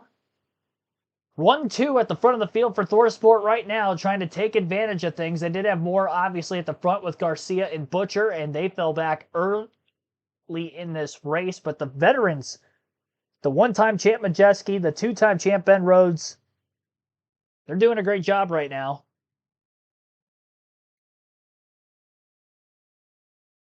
They do not want to be winless for much of this 2026 season. And you got the back-to-back Atlanta winner, Kyle Busch, right behind him. Andres Perez has shuffled up to fourth. I would imagine there's going to be a lot more patience inside the top 10 until we get to the end of this first stage. The 88 keeps pulling out to get a little bit of clean air on the nose, kind of a half a lane underneath of the 99 of Rhodes through the center of the corner. He's done that several times. He's getting big runs down the straightaways, but obviously not going to go for it. So his teammate failed to make a move right in front of him moments ago. A couple other moves just in the back half of the top 10. Stuart Friesen making a pass up to 6th, and he was able to make one pass, slip up in line, and now we'll try to draft closer to the 44 of Perez, and we'll see if he can pick him off as well. 3-car breakaway. And then about 0.4 of a second back to Perez in the 4th spot off of the race lead. Most positions gained in the early laps of the race. 13 positions gained for Corey Heim after starting in 20th. 13 also gained for the 22nd place starter Chandler Smith, our winner last week at Daytona. 16 spots lost for Tyler Ankrum. Butcher back 15 positions after starting in 6th. He's now 21st.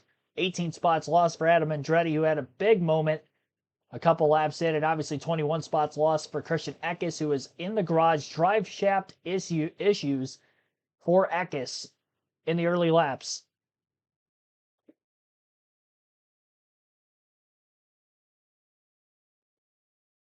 Hey, what exactly happened with that 5 truck? Adam Andretti making his debut in the Truck Series. Oh, here, see it right there in the middle of the screen. Just we saw how loose he was lap 1.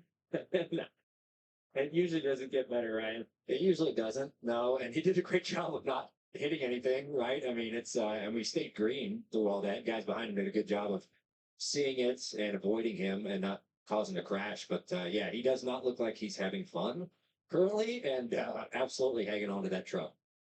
Well, it's a road racer. He's probably wondering right now, what did I sign up for? But he will be back in for St. Pete next week.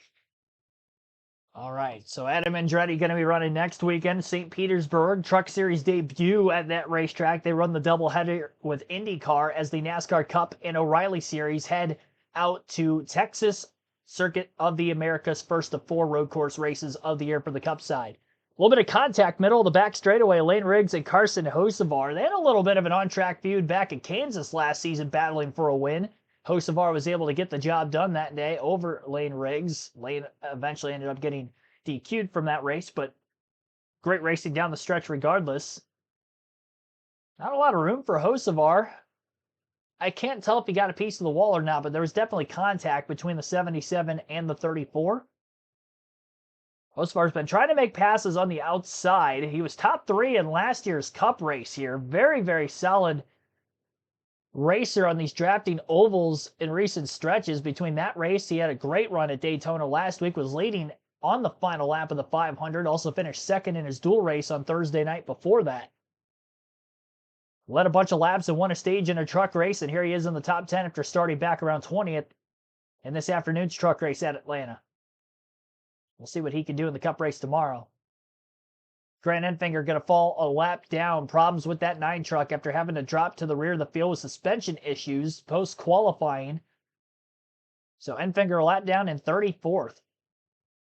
Try to settle in line in the draft. Hopefully get the free pass at the end of the stage, get his lap back, and hope that nobody else falls a lap down, as we're only at 11 laps to go in stage 1. Which is not correct, by the way. We have 40 laps in the first stage. We are at lap 20, and Fox's graphic says 11 to go in stage 1. That is not correct.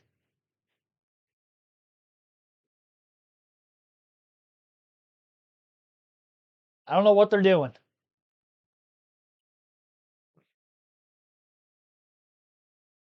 They need to get that graphic off the screen because it's wrong. We're halfway through stage 1. It's a 40-lap first stage, not 30. AJ, I'm saying I picked Hocevar to cause the first caution. Oh, no. AJ Summers, thanks for tuning in. You're awake? Fell asleep waiting for the start? How much did I miss? Not much, just about 20 laps, if that.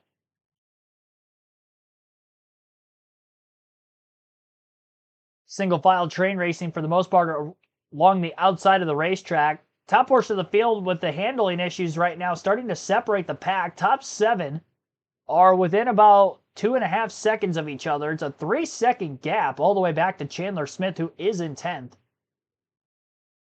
Caden Honeycutt actually in 7th is 2 seconds off the lead, so a little over a second gap between 6th and 7th place.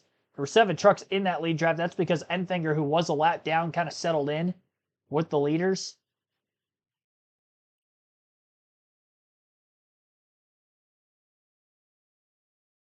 Have they changed the stage because of conditions? I don't think so.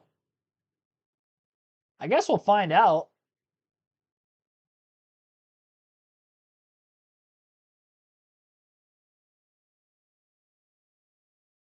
I saw the graphic Fox posted about the stage splits, and they still had it listed as 40. Drivers to win on their birthday in Truck Series history. Only 3 times that's ever happened. 2 different drivers. Dave Resendez in 1996. Hornaday twice in 1998 and 2009. Today's Ben Rhodes' birthday. 29th. Can't remember which one of you stated that in the chat on the pre-race side, but he used to call him Malcolm in the middle. Now he's Malcolm in the back.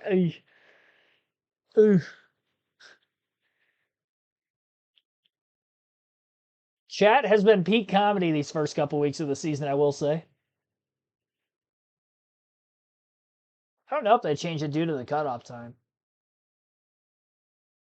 The only other thing I can think of is maybe because of the weather and the green racetrack for the start of this, that maybe they... No, they did adjust it. It was a graphics error because now it says 15 to go on the stage, so... All right, I was going to say, it was down to like 8 or 9 laps to go there for a second. I didn't notice that they just changed it. Yeah, they did not change anything. Fox's graphic was just off. Looks like they're heading to another commercial break late in stage 1. Nope, maybe not. Grant Enfinger, with his conditions of handling being very tough, falling off the lead lap already, he's really starting to hold up. 4th on back. Corey Heim is the 4th place truck right now, getting boxed in behind the lapper. Not sure how much longer that's going to end up happening for. And it's a 3-truck getaway at the front of the field.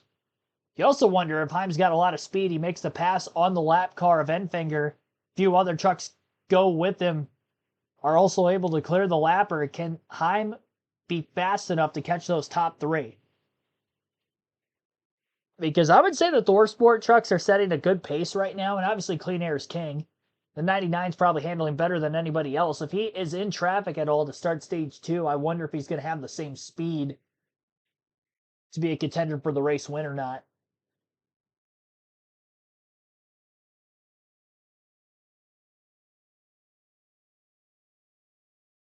Just that one lead change on the opening lap because Rhodes started second. Garcia was the pole sitter, but Ben Rhodes has led every lap of this race. Got to get that track position, got to get that clean air. It is very tough to pass. And a lot of trucks are slipping and sliding around. You're definitely seeing a lot of struggle from a lot of these drivers in the field. 16 positions gained for Corey Heim. Most positions gained since the start of the race. Caden Honeycutt is, Chandler Smith up 12 spots. Now 11 as he falls back to 11th. Carson Hocevar up 12 positions. 9 for Friesen and Tanner Gray. 14 spots lost for Garcia to 15. 15 positions lost for Colt Butcher and Tyler Ankrum. 17 spots lost for Adam Andretti. And Grant Enfinger has lost 20. Granted, technically not because he started at the rear of the field. But based off of where he would have qualified, that's how many spots back he is. And unfortunately for Enfinger, he's trying to race his way to get back to 1 lap down. I think he actually fell 2 laps down. He might have made an unscheduled pit stop. Because right now he's being scored 2 laps down on our screen. Justin Carroll, Tyler Tomasi, Clayton Green, Spencer Boyd, they've all fallen a lap down as well. So the likelihood of Enfinger getting all the way back on the lead lap in this thing is already becoming very, very difficult. It was going to be a short race as it is, 208 miles. And if we only have cautions for the stage breaks, it's going to be very difficult for him to have a good finish here today. And he's going to be putting himself in quite the points hole to start things off. Remember, the chase is, although not new to the Cup Series, and we've had a form of the chase for many years, this version of the chase very much new to that of the truck in the O'Reilly Series. They had their playoff format introduced back in 2017, which was the same as the Cup Series. It is all the same for all 3 series in NASCAR as far as how the chase and how the points are awarded per race leading up to the start of the chase and how the points are segregated. The only difference is how many drivers make it in. We only have 10 drivers in the trucks, 12 in O'Reilly and 16 in Cup. 2.5 difference between first and fourth on the grid. Your top 5 with 8 laps to go in stage 1 as Ben Rhodes in the lead, Ty Majeski second, Kyle Busch in third, Corey Heim fourth, and Stuart Friesen in fifth.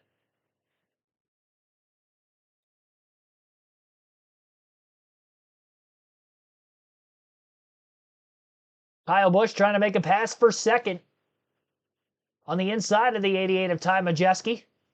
Trying to use maybe a little bit of a draft off the lap car in front of him. That would be Frankie Muniz in the 33. But he's going to get boxed in, and I think the 88 is going to have a big run off the exit of the corner. All these lap cars staying along to the inside, leaders to the outside. Oh boy, Vinny Tyrell pulling up right in front of Rhodes, and now he has to split around lap traffic to the outside of Adam. Oh my gosh, Adam Andretti is sideways still.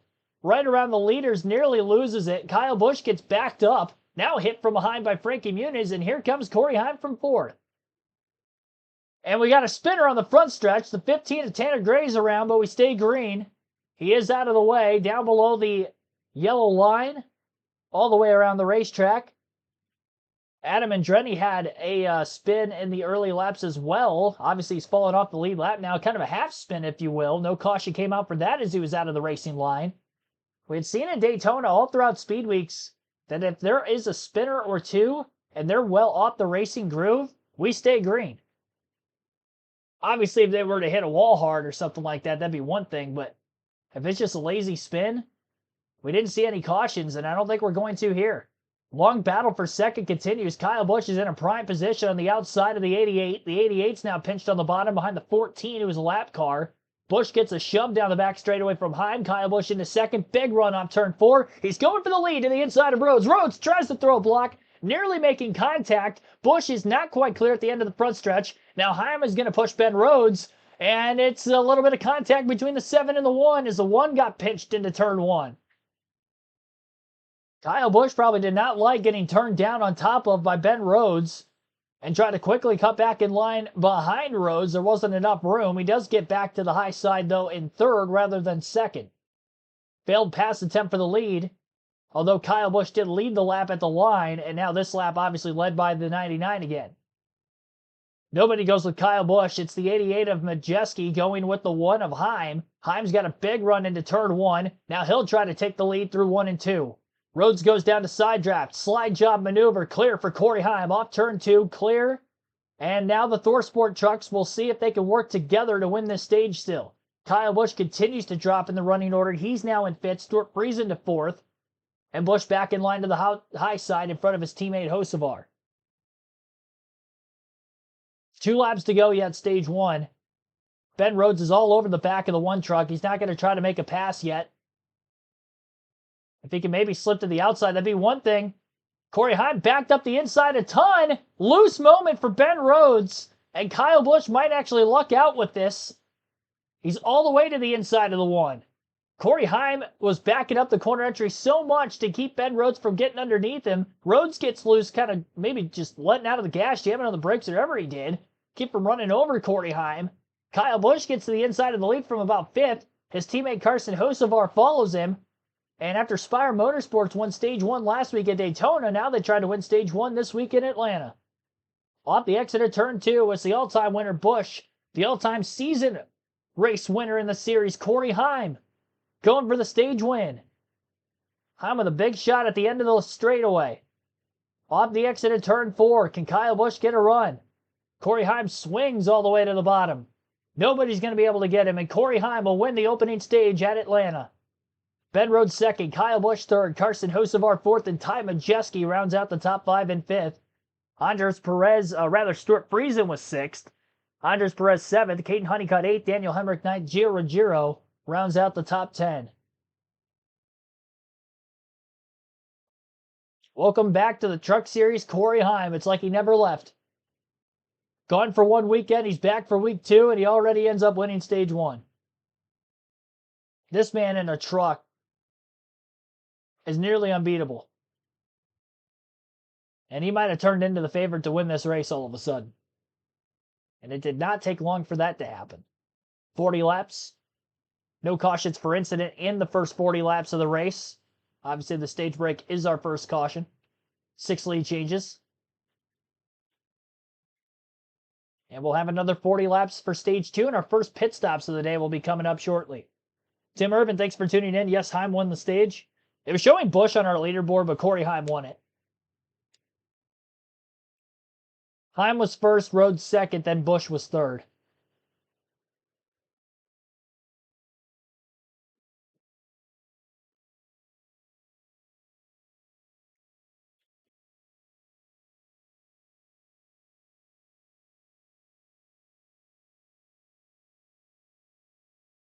All right, our light goal is to get to 100 by the end of this truck race. We are at 72 right now, and we have about 100 people concurrently watching yet again.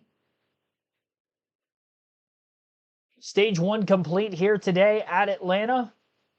Good racing, very unique with how spread apart the field got, but they all got bunched together again by the end because of lap traffic. And those top 3 cars not staying in that single file line anymore like they were, getting spread apart, not working well together to stay out ahead of the field. And that brought Corey Heim, who was a second and a half back and fourth with just a few laps to go, to win the stage. A lot of big blocks, a lot of big slingshot moves to try to get to the lead, and crossovers at that. That first stage saw about everything.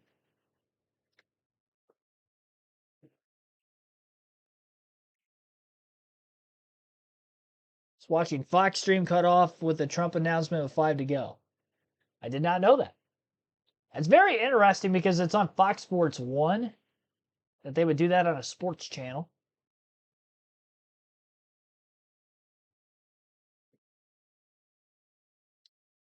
Extreme. Well, that's interesting too. So Hyman, the Toyota, wins the stage.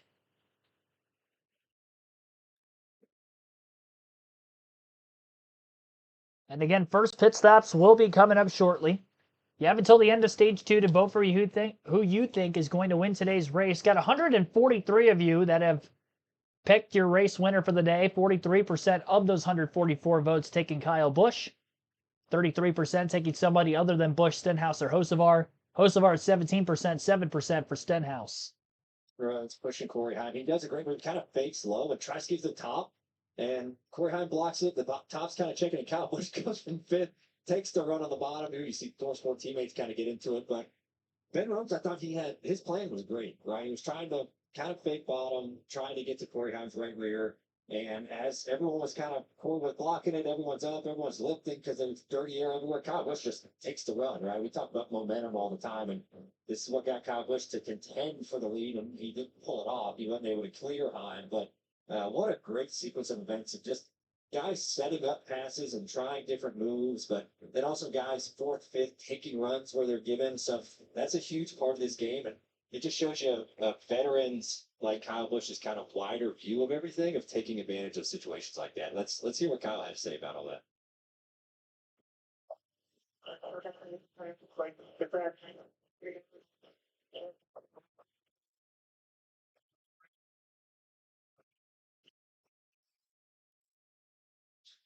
All right, well, he's happy with the truck.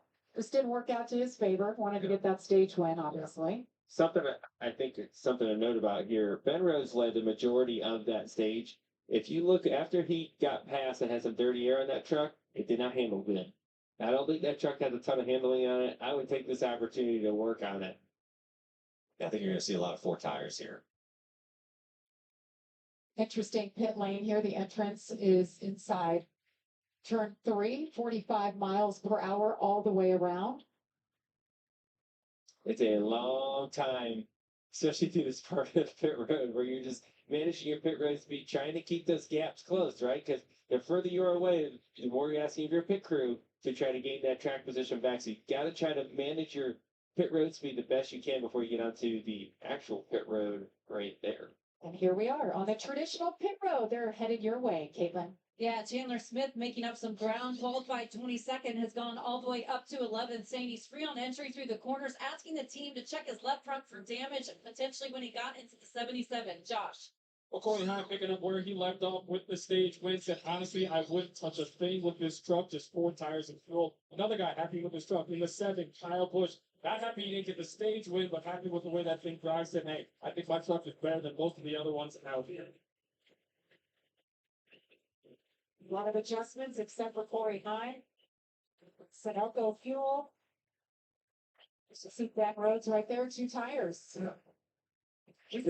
Joey just got done talking about, I think that 99 truck was handling very good. And so they're going to throw 2 tires on. We'll see how that. You see Friesen with 2 tires, Ruggiero with 2 tires, Chandler Smith with 2 tires. So there's a big mixture right now of 2 and 4 tires. I don't like that, man, Ryan.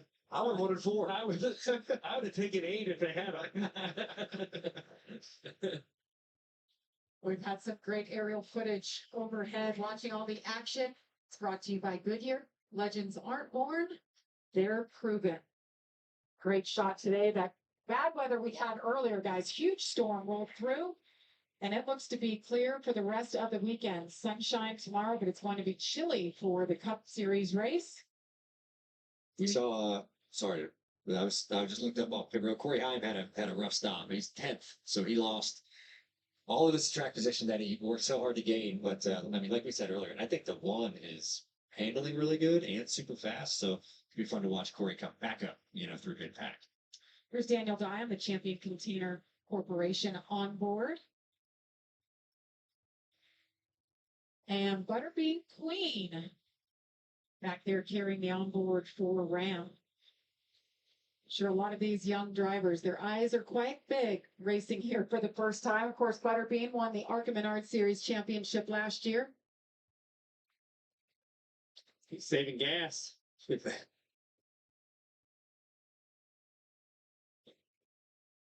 Shutting it off. I'm excited to watch Butterbean through his career. You know, he does a great job, and it's fun to see him get opportunities. Guys, the fastest racing on earth returns to Fox. Alex Blow, Joseph Newgard, Otto Ward. We lead the way as the 2026 IndyCar season launches next weekend in St. Pete. That's March 1st, live on Fox.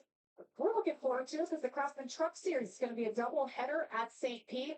Never raced at a street course in this series ever. So a lot of new things are happening. So cool names are joining the field. James Hinchcliffe, our analyst for IndyCar, will be in the field. Dario Franchitti.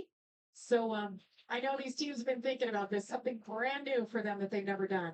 I think that's something you bring up too. Like more than ever, have we seen drivers from other disciplines jump into NASCAR, whether it's the trucks or the Cup Series. You start to see a little bit more jumping around, and I think that's fun. It kind of brings back to the old days a little bit when you know think of the Mario Andretti's of the world, those type of guys that would drive everything, right? And you're starting to see that start to happen again. It's kind of fun to watch for us, especially as a fan. It's fun to watch.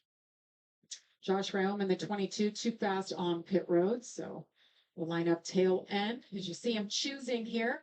Top three trucks took the top. Yeah, Andres Perez, first one to take the bottom. Exactly. Big opportunity at the bottom to gain some spots. Like just a single file, right? And it can single file up against the top like it has before. And all these guys know that has happened once before. It's big risk, right? But there was 3 rows for him to grab. Yeah, what would you rather choose? Front row, maybe in the preferred lane, or 8th in the preferred lane, right? Like it's an odds game, and there's choosing on this style of racetrack. You know, like we sit through and we look at all the averages and past races. What is the preferred choose lane? And how many rows do I need to gain to take the unpreferred lane, right? So, and as a driver and spotter, you're all talking through all that stuff, right? And sometimes you make good decisions, sometimes you make bad decisions. But I like the decision by Andres right there to take the front row and just see how it plays out. Also, Gio Ruggiero right there. Heck yeah, I'll take third after starting in the back. Took 2 tires. I'm curious to see his progress. Yeah, we haven't talked about him today. That's my point. He started in the back, and now he's got a shot at it. We know he knows how to get around these places. Well, to circle back to Perez, if he is anywhere above 8th place, that's a win, right? Like he doesn't have to get the lead here for this to be successful with his choose. If he is somewhere in front of 8th place, he's chose correctly. All right, we're going to have 33 laps to go, stage 2, as we get back to racing here. Ben Rhodes taking 2 tires, rights only. We'll see how this works out for him. Everybody else pretty much taking 4 behind him. Green flag back in the air at Atlanta. Stage 1 went caution-free. We'll see how stage 2 will go. Only 55 minutes left on the clock to get to the end of the race with the adverse rules conditions. Again, with the O'Reilly Auto Parts race still to come later today. The cutoff time for this one, 4:20 p.m. Eastern. We've seen that with races ending short to daylight, but again, a doubleheader at the same track between truck and O'Reilly coverage. So we'll see if we're going to actually get to the finish of this race. We're definitely going to get to the end of stage 2, which is 40 laps here. And if we continue to stay green for most of this, we may end up getting to the very end as well. Ben Rhodes leads the first green flag lap of stage 2 after allowing himself to restart on the outside of row 1, while Andres Perez, who was on the inside of row 1, still holding on strong. The inside lane's got a decent amount of numbers right now, so they haven't gone backwards much, but handling lap over lap is going to get harder and harder with each passing lap they go on by. Few trucks that were inside the top 10 on the bottom lane, as soon as they had a shot to pull to the outside, they did. Perez is still down there, had a great push down the back straightaway the last time by the 17 of Gio Ruggiero. And Gio not going to push him on the front stretch, but I'm sure he will down the back stretch. Shortest route around the racetrack through the center of the corner for Perez. He's still on the inside of the second place truck of Kyle Busch, although Rhodes at the very front of the field is clear. Rhodes moves down to try to block, moves back up in front of Busch. Busch gives him a late shove into turn 3. Perez back along to the inside. Rhodes might have had to lift getting into the corner after that late shot. But it was kind of on him because of that late move he pulled up in front of Kyle Busch and made that block. Busch already not happy with the move he made to try to cut him off on the exit of turn 4 late in stage 1. And I'm sure that doesn't make matters any better for maybe how hot the driver of the number 7 is doing. 3 trucks pushing each other simultaneously, freezing into Busch, Busch into Rhodes on the high side. Perez has done a masterful job down on the bottom, as good as we've seen a lot of trucks be today. And some of that may be coming because of a lot of the adjustments made. Again, no practice this week. So as spaced apart as the field was, especially towards the top 10, top 12 or so in stage 1, all these 4 tires, fresh tires, adjustments that were made in this first stop, really the first adjustments they've been able to make since they unloaded this weekend, minus the one single qualifying lap each of these teams made yesterday afternoon. Up the middle, Caden Honeycutt 3 wide. Maybe not a place you want to be at New Atlanta. Things are going to get tight off turn 4. He's got Hemrick to the inside and Ty Majeski above him. Both the 19 and the 11 are going backwards. Honeycutt gets a quick push by John Hunter Nemechek, who's now in the middle lane. Majeski looked like he got tight into the corner. We'll see if Honeycutt can move up. Nope, not enough space. 88 still had the 77. Hocevar not that far out in front of him. No chance for the 11 to move up. Top couple trucks single file. And Kyle Busch actually pulls out of that single file line. He wants to get by Ben Rhodes, and they're side by side for the lead off turn 4. Aggressive side draft by Busch. That's not going to work. Carson Hocevar's teammate doesn't go with him. Takes Busch 3 wide. Busch is in the sucker hole now into turn 1 and losing spots. I am very shocked Hocevar did not go with him. He did back at stage 1. It didn't work out. This time he goes for himself, and Kyle Busch just has had no help. It seems like every time he pulls out a line to make a pass on any of the drivers inside the top couple positions. Majeski and Rhodes back at stage 1, and now here in stage 2 on Rhodes again. And Hocevar going to be able to get back up into the outside in 5th. Stuart Friesen slides into 2nd. He's between the ThorSport trucks, running 1st and 3rd of Rhodes and Majeski. Chandler Smith is up to 4th. First time we've seen him in the top 5 today after winning Daytona a week ago. Busch is still in the middle of 3 wide between the Nice Motorsport trucks of Stenhouse and Perez. Hocevar to the bottom right in front of Busch, and we'll see if these 2 Spire trucks on the inside can lead the line up to the front. They're about 4 rows off of the leader. 25 laps to go this time by in the second stage. Top 5 at the line. Ben Rhodes in 1st, Stuart Friesen 2nd, Ty Majeski 3rd, Chandler Smith 4th, and Carson Hocevar in 5th. Full screen commercial break as of right now on Fox Sports 1. We'll take a quick break of our own. You're listening live on KRC to the Craftsman Truck Series FR8 208 at Atlanta.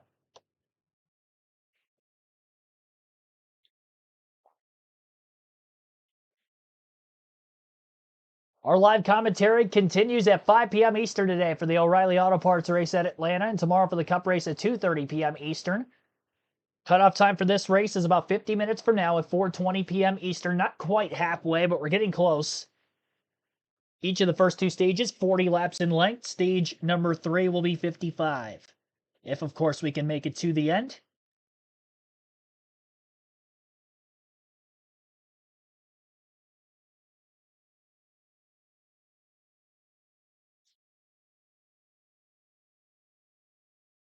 To those of you watching at home and that have hit the like button, again, our goal is to get to 100 by the end of this first stream today. Again, that second race will be on a different stream, so trying to get to 100 likes before the end of this one. We're at 76 right now with about 50 minutes to go, so be sure to hit that like button.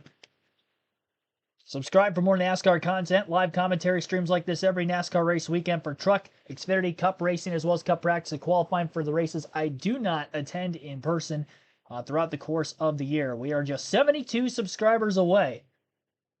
Next truck race will be next weekend, St. Petersburg, and I am actually not going to be able to do that. I'm going to be at COTA for the Cup race next weekend, so I am not going to be able to do any live commentary streaming across all of the series.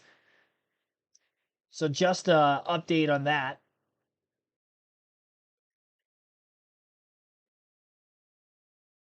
Be the first race I'll attend this season.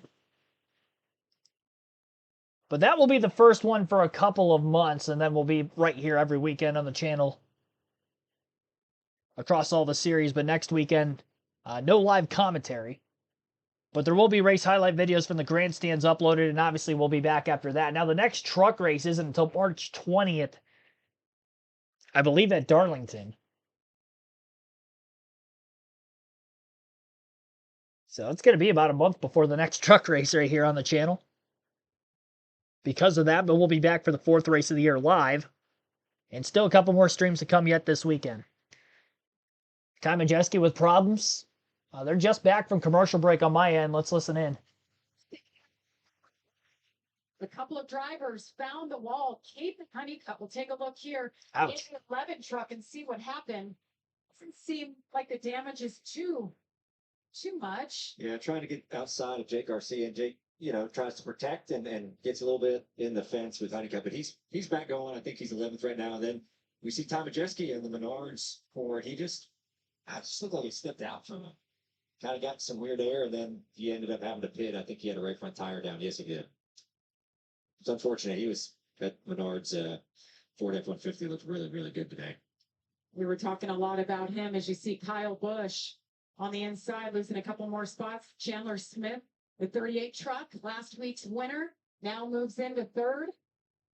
Yeah, when we went to commercial, it was 2-3 wide. Everything was going crazy.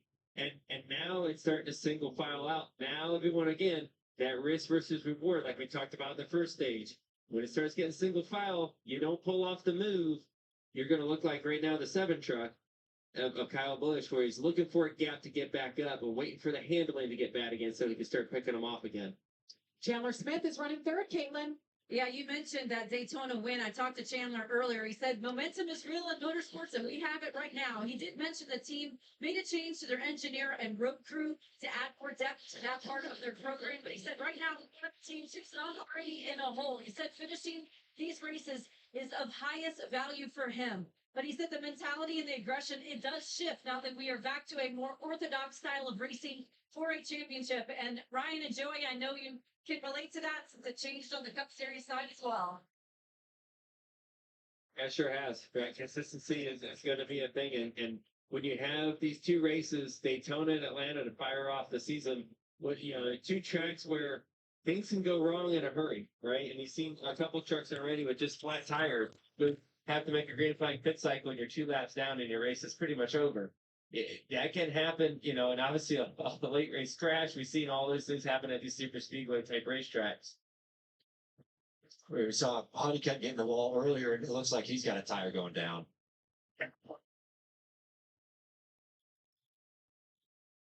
It's tough to limp. I mean, if it's a slow leaker, maybe he can, but it's still 16 laps, 15 laps to go. And this is where he got the flat tire and where he hit the wall before. And I think, it's tough. We just talked about it. You pit, your race is kind of over if you go 2 laps down. If you stay out and your tire goes flat, your race is over. And we see him right now. He's on the back straightaway. Low. He's going to come down pit road. Can only lift it so long. Back in 23rd when he pulls off the racetrack coming down pit road. Meanwhile, up front, Ben Rhodes trying to hold off Stuart Friesen, who finished runner-up here a year ago, and so much has happened in that man's life since then. Had a major accident racing last July, fractured his pelvis, broke his back, his leg, and he's back. He was back last week, guys, lost 15 pounds, was feeling great in the truck. We talked about him quite a bit in the race. Here he is running second. Was great. And Ben Rhodes, remember, he's got those 2 tires on there. I thought he was crazy, making me look dumb at the moment, but I think the fact that he's got that clean air on that truck is helping it live, right? And so he's going to do whatever he can do to maintain clean air in that truck because he is at a tire disadvantage. We've seen that his truck was a little loose before the end of the first stage, so he knows if he loses that track position, he's going to fall back, right? As soon as he gets that clean air gone, so he's got to maintain that with all his work. Another one he did 2-0-0. He's hanging in 6th. So I think everyone's going to kind of see that, all these crew chiefs on the box, and it might be something worth doing, if you want some track position for this last stage that we're coming up on. And I want to point out the time. It's going to be close if we get the whole thing in or not. I mean, we're clicking off laps good, but these crew chiefs might take a shot here. But remember this, Ryan. You put 2 tires on last time. Are you going to put 2 on again? At some point, you got to put some lefts on these things. Yeah. And that might be the change for them. The whole field may put 2 on. They may put 4 on and be starting the last stage in the back. We'll see. Josh, you got some info on the 77? Yeah, we saw Carson Hocevar making some big-time moves towards the front of the field at the start of stage number 2. Since then, came over the radio, said, I got a bad vibration in the corner. We see him drop back to 12th right now, guys. It's too bad for the 77. Yeah, we saw him dicing up front, trying to get the lead here. Ben Rhodes has now led 62 laps today. He continues to lead for Stuart Friesen, Chandler Smith, Ricky Stenhouse Jr. Born on America's greatest racetracks. I just got back in time. Had to go to the bathroom. Just got back right as they were cutting the commercial.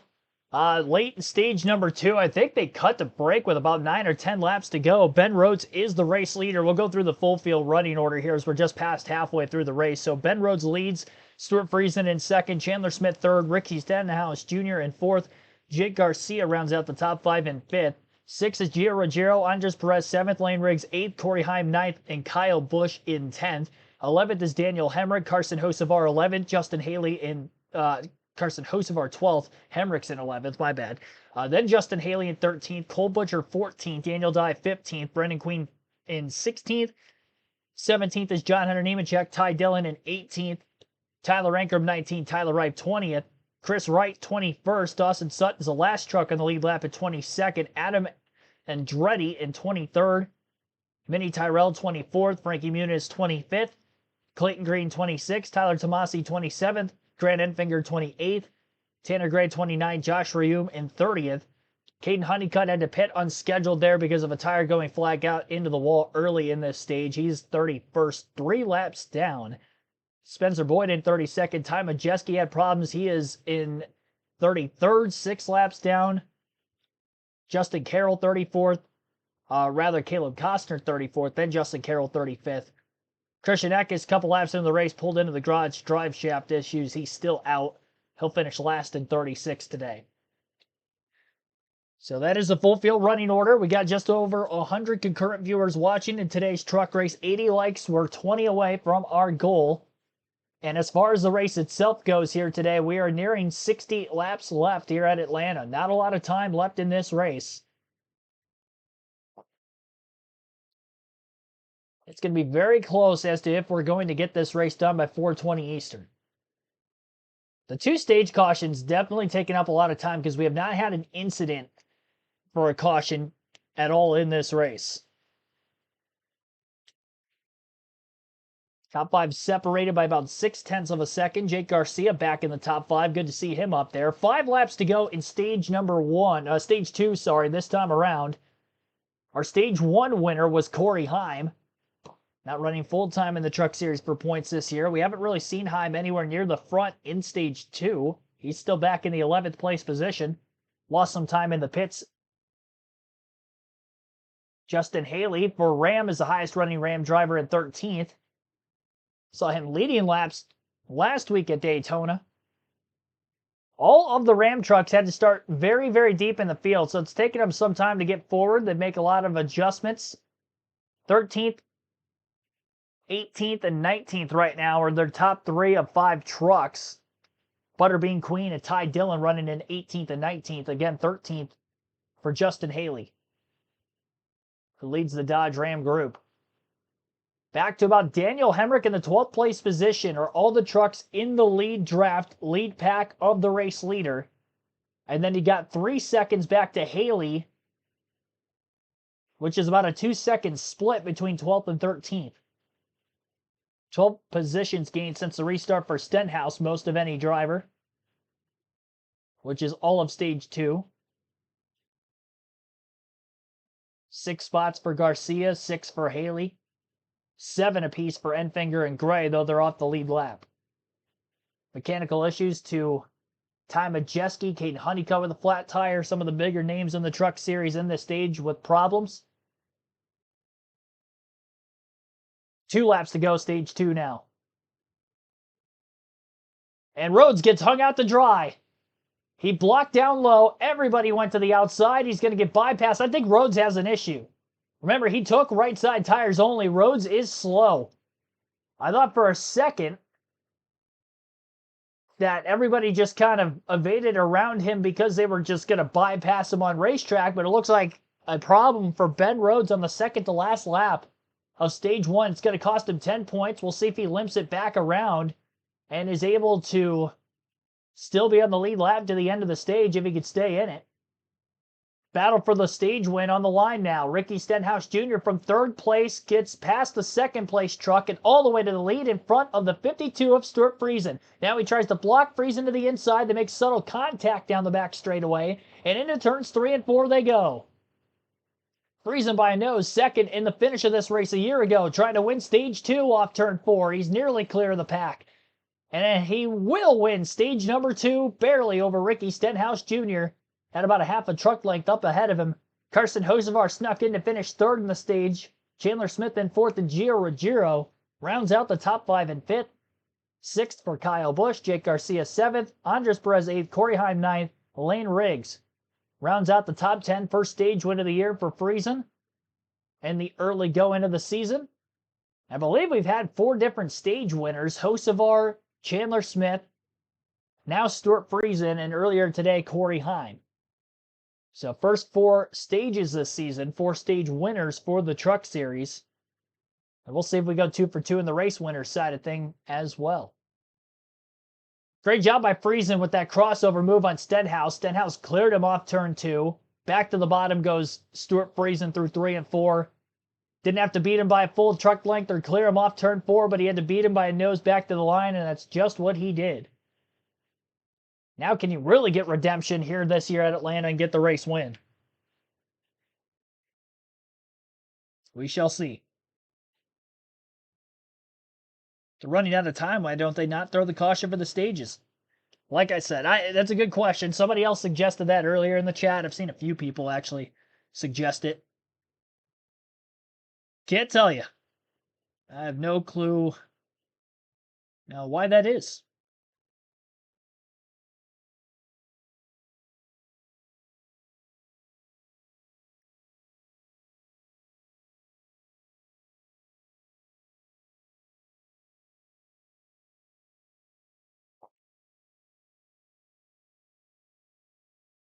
All right, so 2 stages in the books. We have not had a caution for incident.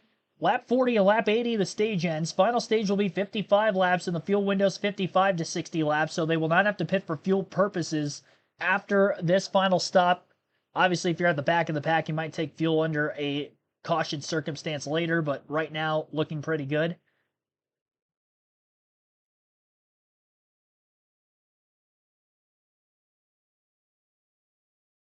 Friesen will lead the field onto pit road.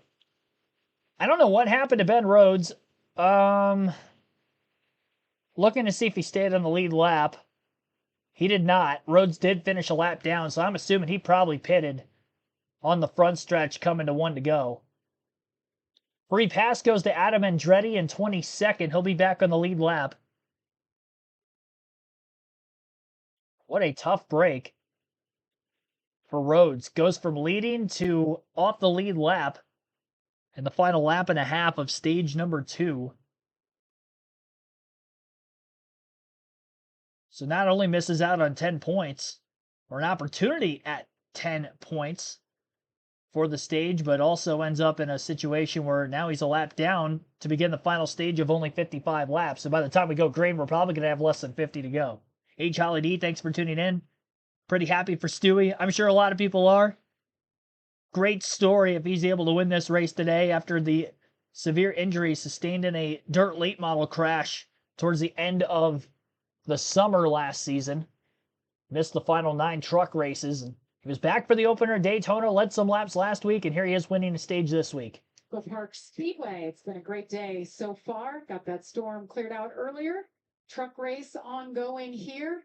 Stuart Friesen picks up that stage win. Now, we talked about this earlier, guys. NASCAR does have a rule. It's called adverse conditions rule. If the race is still ongoing at 4:20, so what is that, 35 minutes from now, the next lap, the leader will receive the white flag. There's no NASCAR overtime. If a caution comes out, that's the way we're going to end it, whoever is leading at that moment. So adverse conditions, obviously that big storm that rolled through, and we do need to get that O'Reilly Auto Parts race in coming up after us. All right, so the Poet Fuel Strategy, sponsored by Zero Carbon Bioethanol. You've got to get enough fuel, Joey. It's a pretty simple play, especially after the moment that Ben Rhodes just went through. fill the thing up with gas, why don't you? And give us an opportunity to see the end of this thing. And this is going to be an interesting pit stop, though. So I think there will be some drivers that are going to opt for 2 tires here. But to the point, make sure you got enough gas to see the end of this thing. Because if it goes green and if you are the leader, you're going to be burning more. You got to give yourself that opportunity to see the end. So they enter pit road again, inside of turn 3.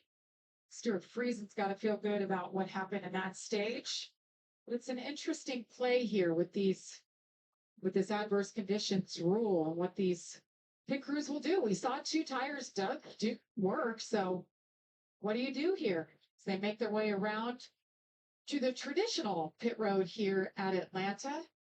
Caitlin Mincy, you're first up. Well, Jamie Chandler Smith continues to methodically make his way through the field, currently occupying that 4th position. He told the team, do those same adjustments as you did on the last stop, maybe a hair bit more. His crew chief said they'll do a round and a half out of the right rear. The stop had 2 tires on the first pit stop. The call is for 4 on this one. Josh?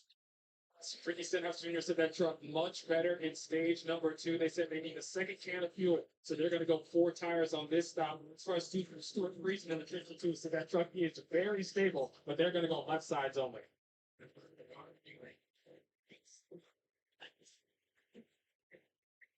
Looks like Friesen's going to be the one. All they want to do too. I think what happens is you have so many trucks that need to get a lot of gas in it, as we talked about. You might as well take a couple more seconds and put 4 tires on it. I'm on 2 tires. We know Friesen just did lefts, correct? So Interesting play here. Yep. We are showing 51 to go at this moment, but we know that the clock is ticking as well. Tick, tick, tick, tick, tick. At Daytona, this is exciting. There's an all-new Fox Sports digital show, Speed with Harvick and Buxton, fueled by Poet. Debuts February 23rd on Monday. Subscribe to Speed on Fox on YouTube, the Fox Sports app, or wherever you get your podcasts. The boys have been hard at work. They're very excited. They're going to talk all things NASCAR, IndyCar, MotoGP, Supercross. They're bringing it back, so something to check out for sure.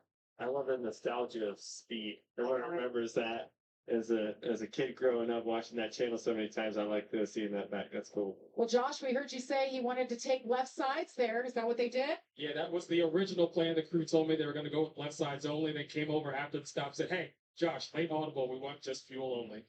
Okay, so 0 tires for the man who just won stage number 2. Huh. Yeah. Yeah. I mean, you think you might as well at least put 2 on, but I think they must feel confident in what they got. Their truck must be handling really, really good, right? If you're going to do that, you obviously have great handling in your truck. And, you said it. The time is ticking.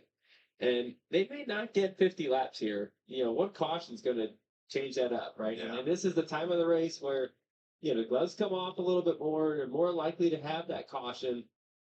You want to be in front when it matters. So I mentioned how good Stuart Friesen has been here. Let's take a look back at last year in the closing laps. Stuart Friesen in the 52, Kyle Busch. He was on rails, another good truck. Stuart Friesen on the outside, the 52, Kyle Busch in the 7th. Late in the going here. Kyle Busch was putting on a clinic, was not letting him get away with it. Look at how close that finish was. Heartbroken for Friesen. I think it took him a few weeks to get over that one. yeah, you're looking at a little bit of a redemption Yeah. today. So I mean, he's been great here. We just saw it, and he's done a great job today. Of getting there, and now he's controlling the race. Okay, and what can he do? Where are you going to choose? Yeah, he's going to choose the top. I think it's just playing with everyone. Now remember last time, Ryan, the bottom we thought it was not going to last that long. It eventually did fade away, but it took 7 to 10 laps before you saw the bottom fall apart. So there is opportunity to go down there and do that. And what I'd like to see is you see the 7, in the 77. Kyle Busch and Carson Hosmer. They have made the moves over and over again. To see them down there, I'm not surprised at all. And they're going to, try to work together, I'm sure, the best they can to try to get their trucks to the front. See stage points today, Stuart Friesen, 15 points. Been a good day for him. And Let's get an update on the 38. What are you hearing on Chandler Smith, Caitlin? Yeah, they had a safety violation on that last pit stop, so they will have to go to the back. Not ideal. He's Ouch. been in the hunt today, coming off that momentum, as he said, from winning at Daytona.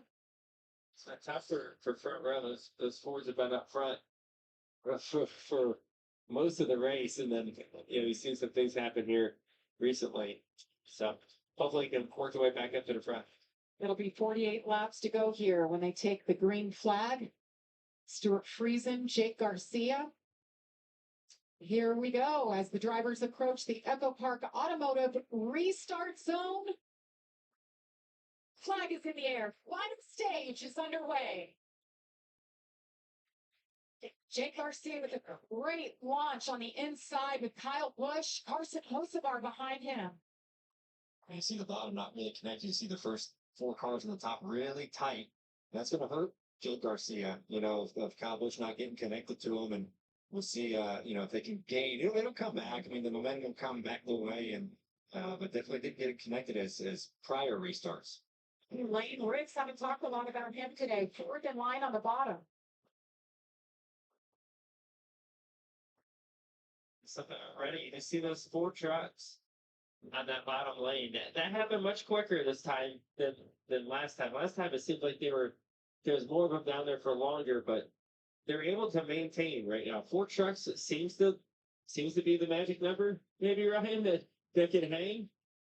I think so. Yeah, I think 4 seems the number you need. I mean, and they might get some more help. You see, a couple of the trucks trying to get there. Jake Garcia's going to clear. Yes, he is.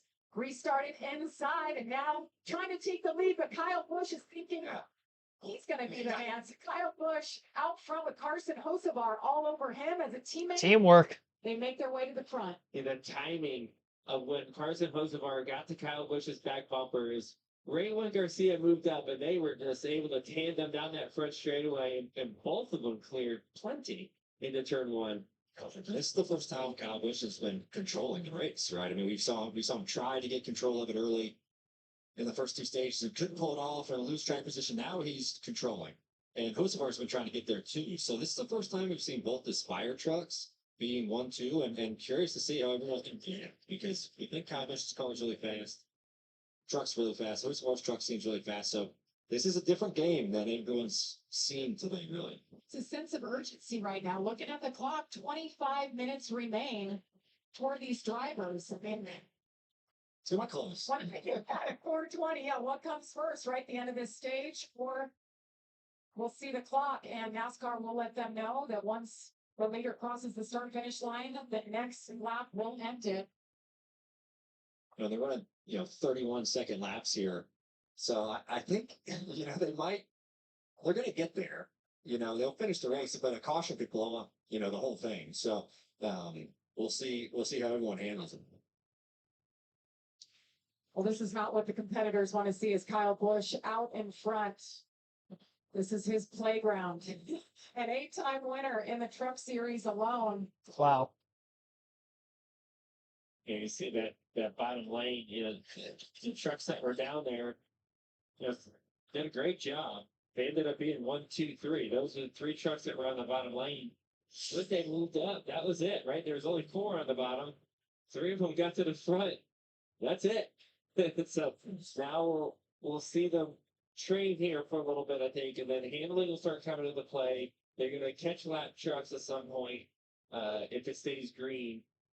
And that's when you're going to start seeing the field shuffle for them again. Got a couple of Chevys up front. Garcia and a Ford, Friesen and Heim, Toyota drivers working together. I say right now, if you're in the top 4 or 5, I'm thinking, I got a shot to win this race. I don't want to lose that opportunity. Now, if I'm in the back part of this pack I'm saying, I got nothing to lose. But I'm going to lose 3 or 4 spots. I might as well swing the bat and try to get to the bottom, and maybe I get a couple to go with me. And that's what you see those stragglers on the bottom. They're trying, but they're going to need a lot more help than that. But one of those stragglers, the 11 of Caden Honeycutt, had his issues. He's on the inside. The kids, moms, dads, everybody enjoying what they're seeing here from Atlanta. All right, full screen commercial break with right around 40 laps to go in today's Atlanta NASCAR Craftsman Truck Series Fr8 208. 12 lead changes. The only 2 cautions were 2 stage breaks, lap 40, lap 80.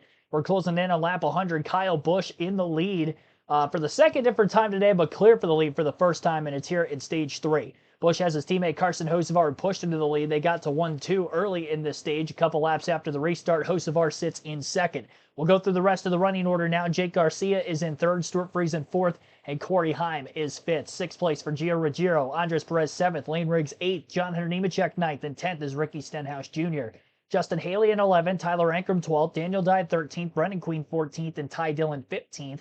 16th is Chris Wright, Chandler Smith 17th, Cole Butcher 18th, Tyler Reif 19th, and Adam Andretti in 20th. 21st, Dawson Sutton is the last truck on the lead lap. Then Ben Rhodes' first truck a lap down in 22nd.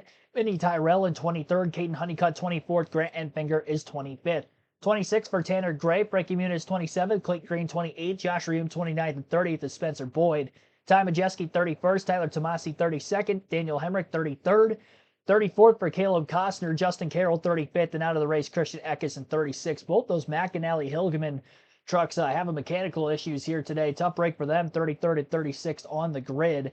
As of right now, our current race leader, Kyle Busch, has been able to lead for 9 laps. They've been pretty much each of the last 9. He led for 1 lap early in the first stage when he was battling for the stage win. Ben Rhodes, 70 laps led out of 99 complete so far.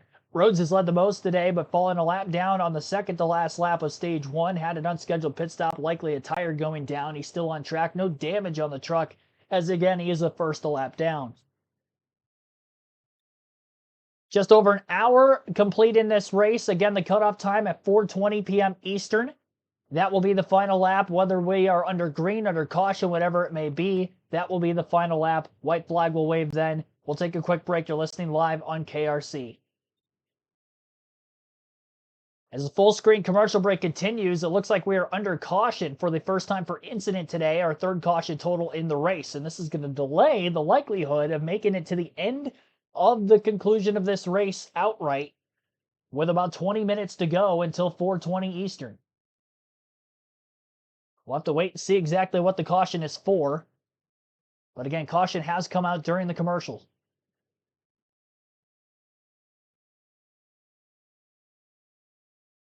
Nut hub gone. It was burned for Hemrick. Tough break. Yeah, not the same issue with the drive shaft that Eckes had earlier, but just tough break for both of those team race trucks. Cole Butcher has made contact with the wall, bringing out our first caution, and heavy head-on damage also for Dawson Sutton.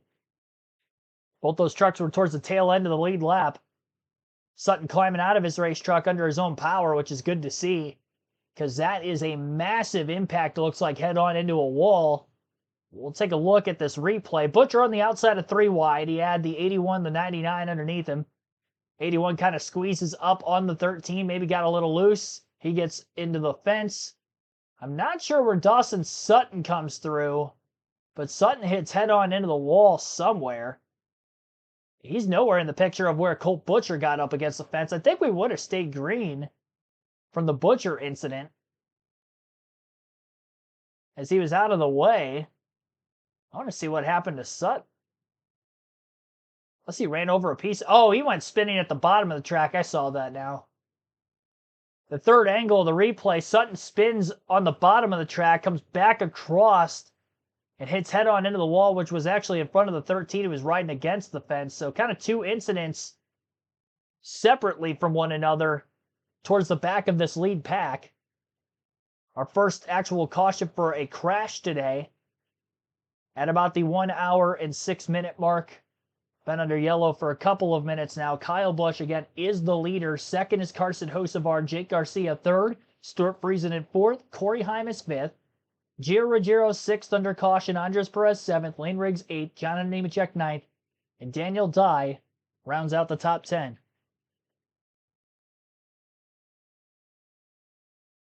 Yes, this is Bet Metalville,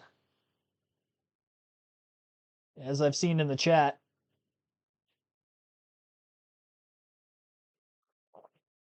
Robert Goodrich has mentioned multiple times.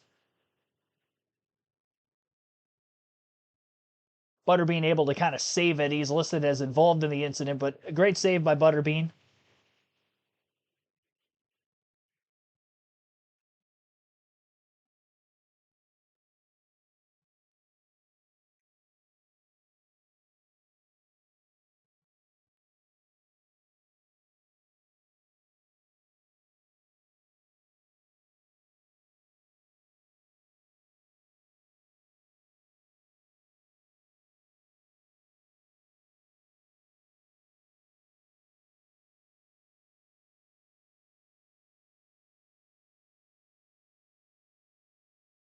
.33 laps to go under caution right now, 17 minutes away now from 4:20 Eastern. Made the prediction right at the beginning of the stream that this could end under yellow. I'll have to wait and see if it actually does. Not going to be because of this caution. We're obviously going to get another restart in. Plenty of time. But the likelihood of making it all the way to the finish is becoming less with just this one caution for incident today.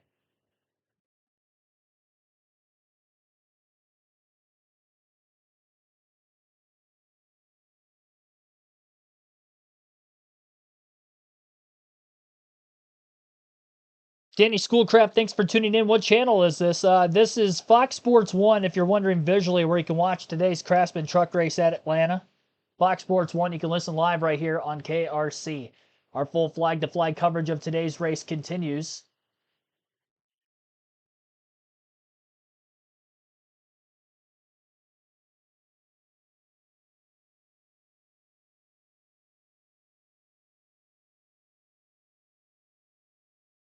"16 minutes to our end time of 4:20 Eastern. Fr8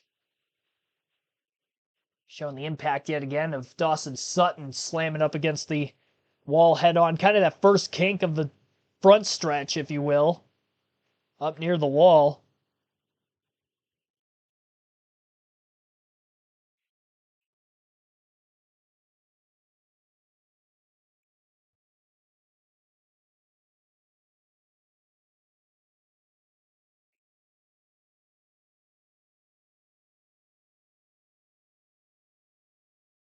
Yeah, we are less than 20 likes away from our goal. We're at 89 right now. Our goal is to get to 100. So again, be sure to hit the like button if you haven't done so yet. Subscribe for more NASCAR content along the way.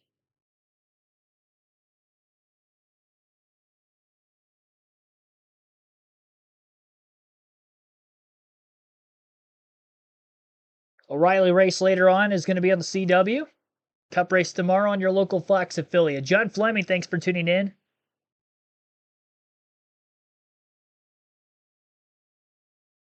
Wondering why the end time's at 4:20? No, it's because the O'Reilly race is still scheduled to begin on the CW. I would imagine it has something to do with the broadcasting of that CW race, that they're not going to be delayed because of truck coverage. I think if the O'Reilly race is on Fox Sports 1 or any of the Fox networks after this race, then I don't think it would have been any issue as to getting to the conclusion of this race no matter what. Lengthy cleanup, though, off turn 4 and on the front stretch from this two-truck incident that is likely going to take Cole Butcher out of the race. Definitely taking Dawson Sutton out. He will not be able to continue. Butcher also 4 laps down. So both trucks are out. They were both at the tail end of the lead lap. Free pass goes to, I believe, Ben Rhodes. So Rhodes back on the lead lap again. After leading the most laps today, 70 of them out of 104. Had a flat tire late in stage 2. Had to pit on the lead lap, fell a lap down, but again, back into it is Rhodes. 20 trucks will be on the lead lap to the restart. And we have just over 10 minutes to go. Again, 4:20 Eastern. It is 4:06 right now as we have about 31 laps to go under the caution. So why the time thing, I don't understand. It's because the O'Reilly race is on immediately after this. Their scheduled start time was 5:20 Eastern. They go on the air, I think, at 4:30 for the pre-race. So trying to get all the trucks off track for that.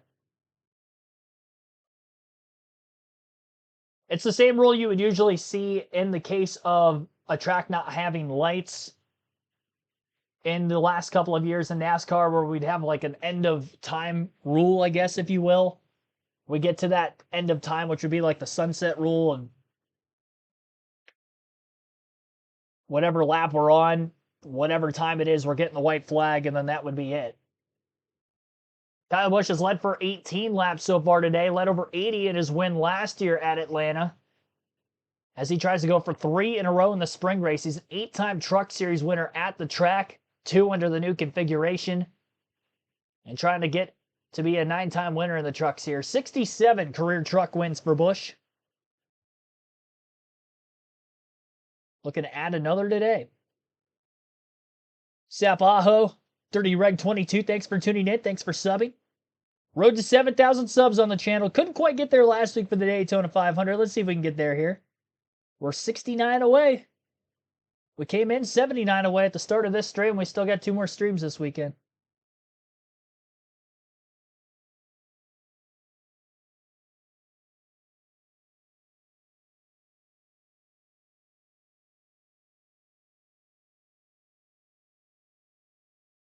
I can see that, but this is stupid. Yeah, I don't like it either. I mean, you'd like to see the race in full when you have lights at the racetrack and, you know, there's no more weather. I mean, this kind of goes down to it. It's like, why didn't we have the truck race on Friday night like we did at Daytona last week? And at most, you know, most racetracks, the trucks race on Friday. On a few occasions, they race Saturday. And a lot of the time they do race Saturdays, it's usually when O'Reilly is off or somewhere else, if they have a standalone event, not in the event of, you know, all 3 series at the track the same day, doubleheader Saturday. And again, if it wasn't for different networks, I don't think we would even be having this discussion. I think we would just get to the end of the race, but definitely stinks for us, the viewers, that's for sure.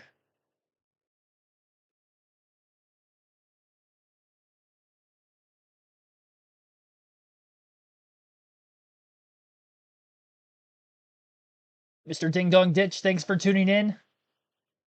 Do it for Dale. Prods, thanks for tuning in as well. From Ontario, Canada. I had a lot of Canadian viewers over the last week or so. Appreciate you all tuning in. We're less than 10 minutes now from 4:20 Eastern. We have not gotten the restart yet, and we are coming to 29 to go this time. I believe they're going to get the 1 to go signal. Like the cleanup for a caution that has lasted right around 7 minutes. Going to be another minute or so, obviously, by the time they get back to the front stretch under caution pace. So we have 29 to go. But we are not going to get all 29 laps in by 4:20 Eastern. It's just not mathematically possible at this point. We would have had to go caution free to get there for this final stage, and that did not happen. It was the first caution for incident entirely today, so it really sucks that it's been a relatively clean race, and 1 caution is going to deter us from getting to the scheduled distance because of the time rule. I could see if the race was getting out of control with caution after caution after caution, but obviously we're past halfway or at the end of stage 2, so it would be deemed official at the time of 4:20 Eastern. Kyle Busch has his teammate right behind him, Carson Hocevar, on the outside of rows 1 and 2. The bottom of row 1 will be the 52 of Stuart Friesen, Gio Ruggiero. Ruggiero runner-up at Daytona last week, looking for a good start to the season. Right around row 3, Lane Riggs, Corey Heim. Daniel Dye up in the top 10 inside of row 4 for Dodge Ram. So 28 laps to go on the restart. Again, though, we are racing to 4:20 Eastern time. At 4:20 Eastern, the white flag will be displayed. If we catch a caution and we get to 4:20 Eastern, the race will end under yellow. So practically, if we get another caution, I think that's going to be the race ending yellow. I don't think we're going to continue from there. So it is going to be nuts. Every lap will pretty much feel like the final lap from here on out.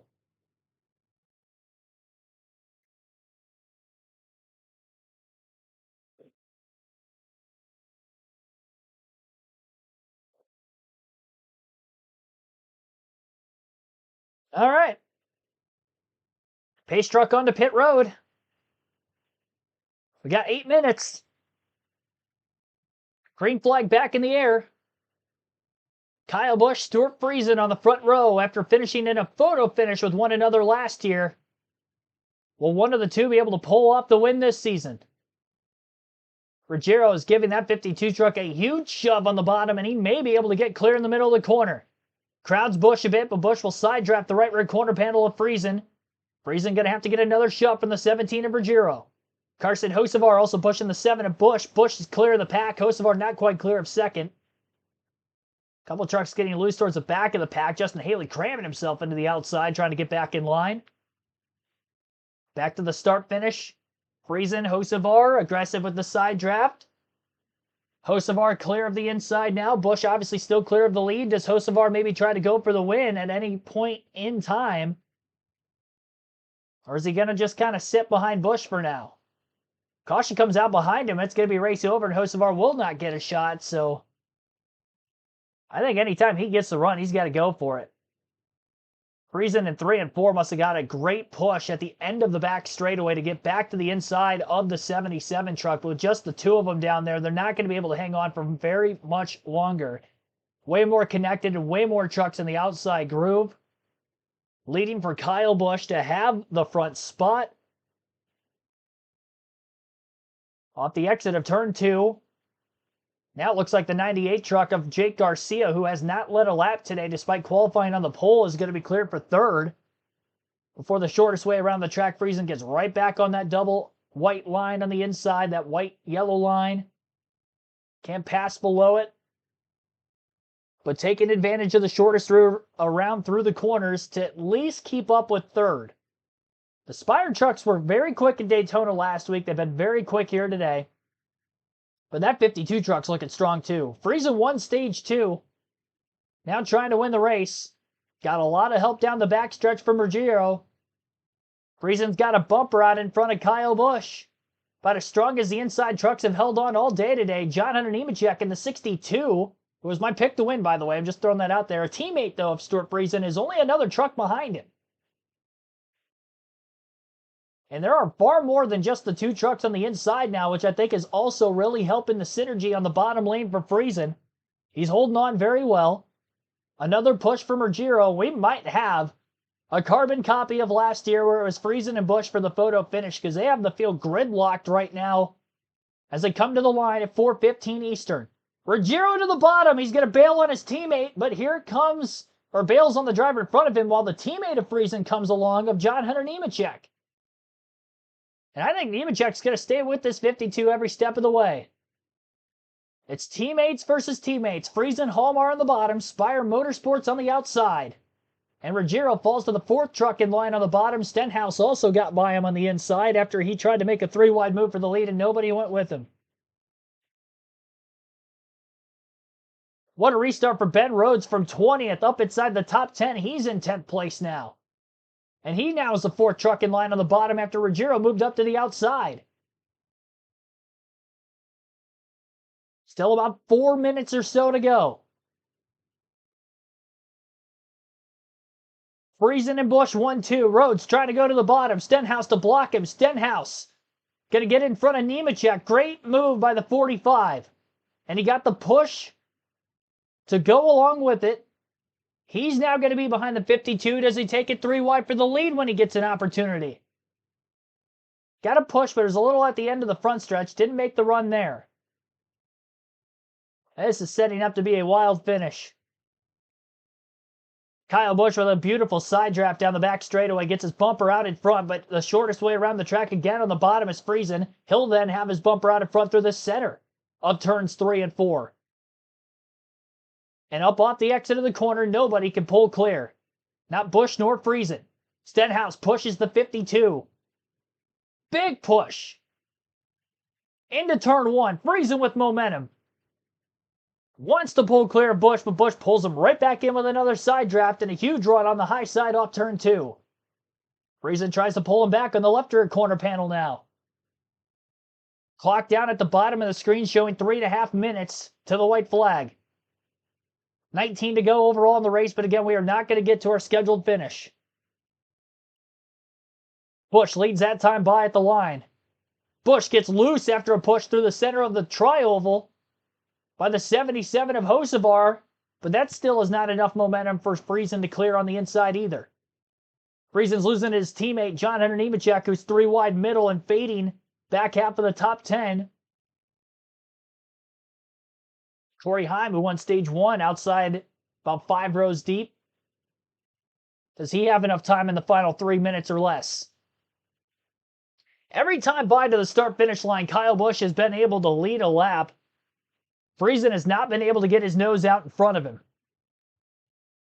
Sitting at the 13 lead changes so far today. Friesen is almost clear down the back straightaway. He is clear. A 3-truck tandem. Help from Stenhouse and Ben Rhodes will get Stuart Friesen to the lead. Stenhouse, a Cup regular, former Daytona 500 champion, 2-time O'Reilly Auto Parts Series champion, has never won a race in the Craftsman Truck Series, and he's building a huge run at the end of the front stretch. A block by Friesen. To the inside goes Stenhouse into turn 1. Outside goes Ben Rhodes. Big slide by Friesen. Saved it. And a run continues on for Ben Rhodes as he goes from 20th to 1st on the restart.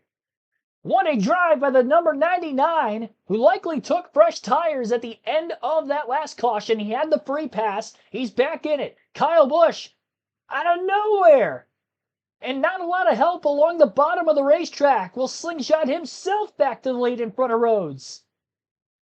Less than 2 minutes to go. Where did Kyle Busch come from? 3 trucks were clear. He goes from 4th to 1st in one corner. It didn't really look like anybody lost a ton of momentum. And Ben Rhodes trying to get these 2 out ahead of the pack and hopefully try to build a run for himself one last time in the final minute or so. I would assume we've got about 4 laps left. Based on time if it stays green. Kyle Busch leads. A run by Rhodes into the corner, but not big enough. Busch, plenty of time to block to the inside. Hocevar in 4th is a teammate of that of Kyle Busch.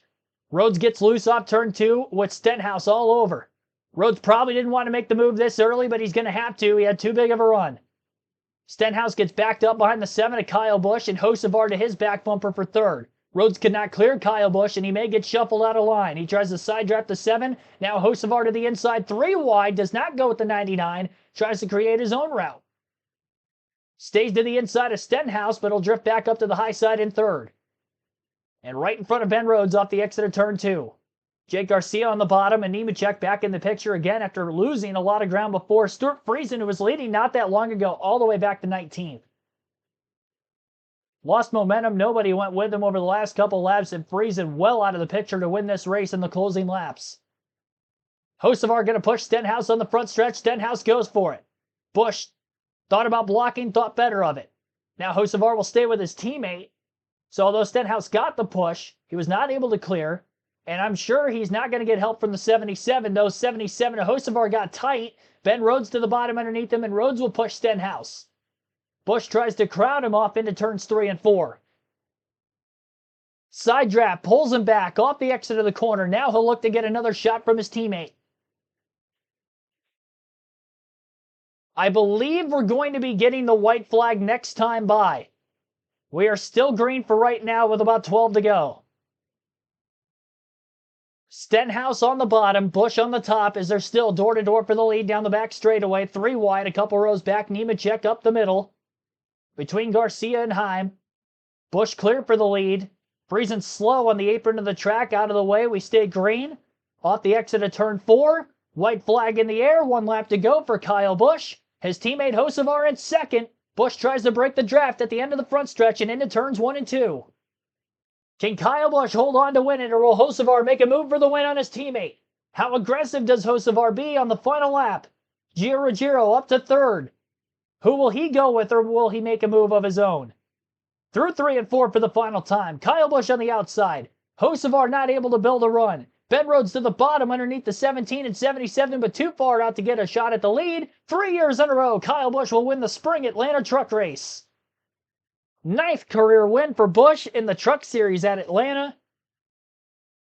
Dominating this final stage in laps led, and a 1-2 finish for Spire Motorsports just as they restarted on the final restart with about 29 to go. Busch with the win, Hocevar second, Gio Ruggiero third, Ben Rhodes fourth, and Corey Heim will round out the top 5 and 5th.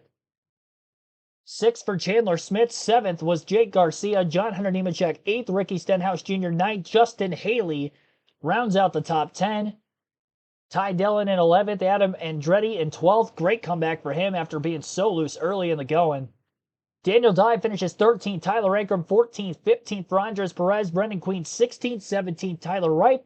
Chris Wright 18th was the last truck to finish on the lead lap. 1 lap down for Minnie Tyrell in 19th, Stuart Friesen 2 laps down in 20th, same for Caden Honeycutt and Grant Enfinger 21st and 22nd.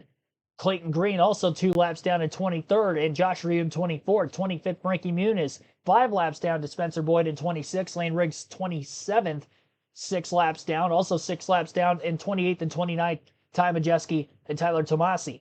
9 laps down on track for Tanner Gray in 30th, and 31st on back DNF today with Cole Butcher finishing 31st, Dawson Sutton 32nd, Caleb Costner 33rd, Daniel Hemrick 34th, 35th for Justin Carroll, Christian Eckes 36th. We finish 10 laps shy of the scheduled distance of 135 laps, 125 completed today. 3 cautions, 14 lead changes, 18 laps under yellow.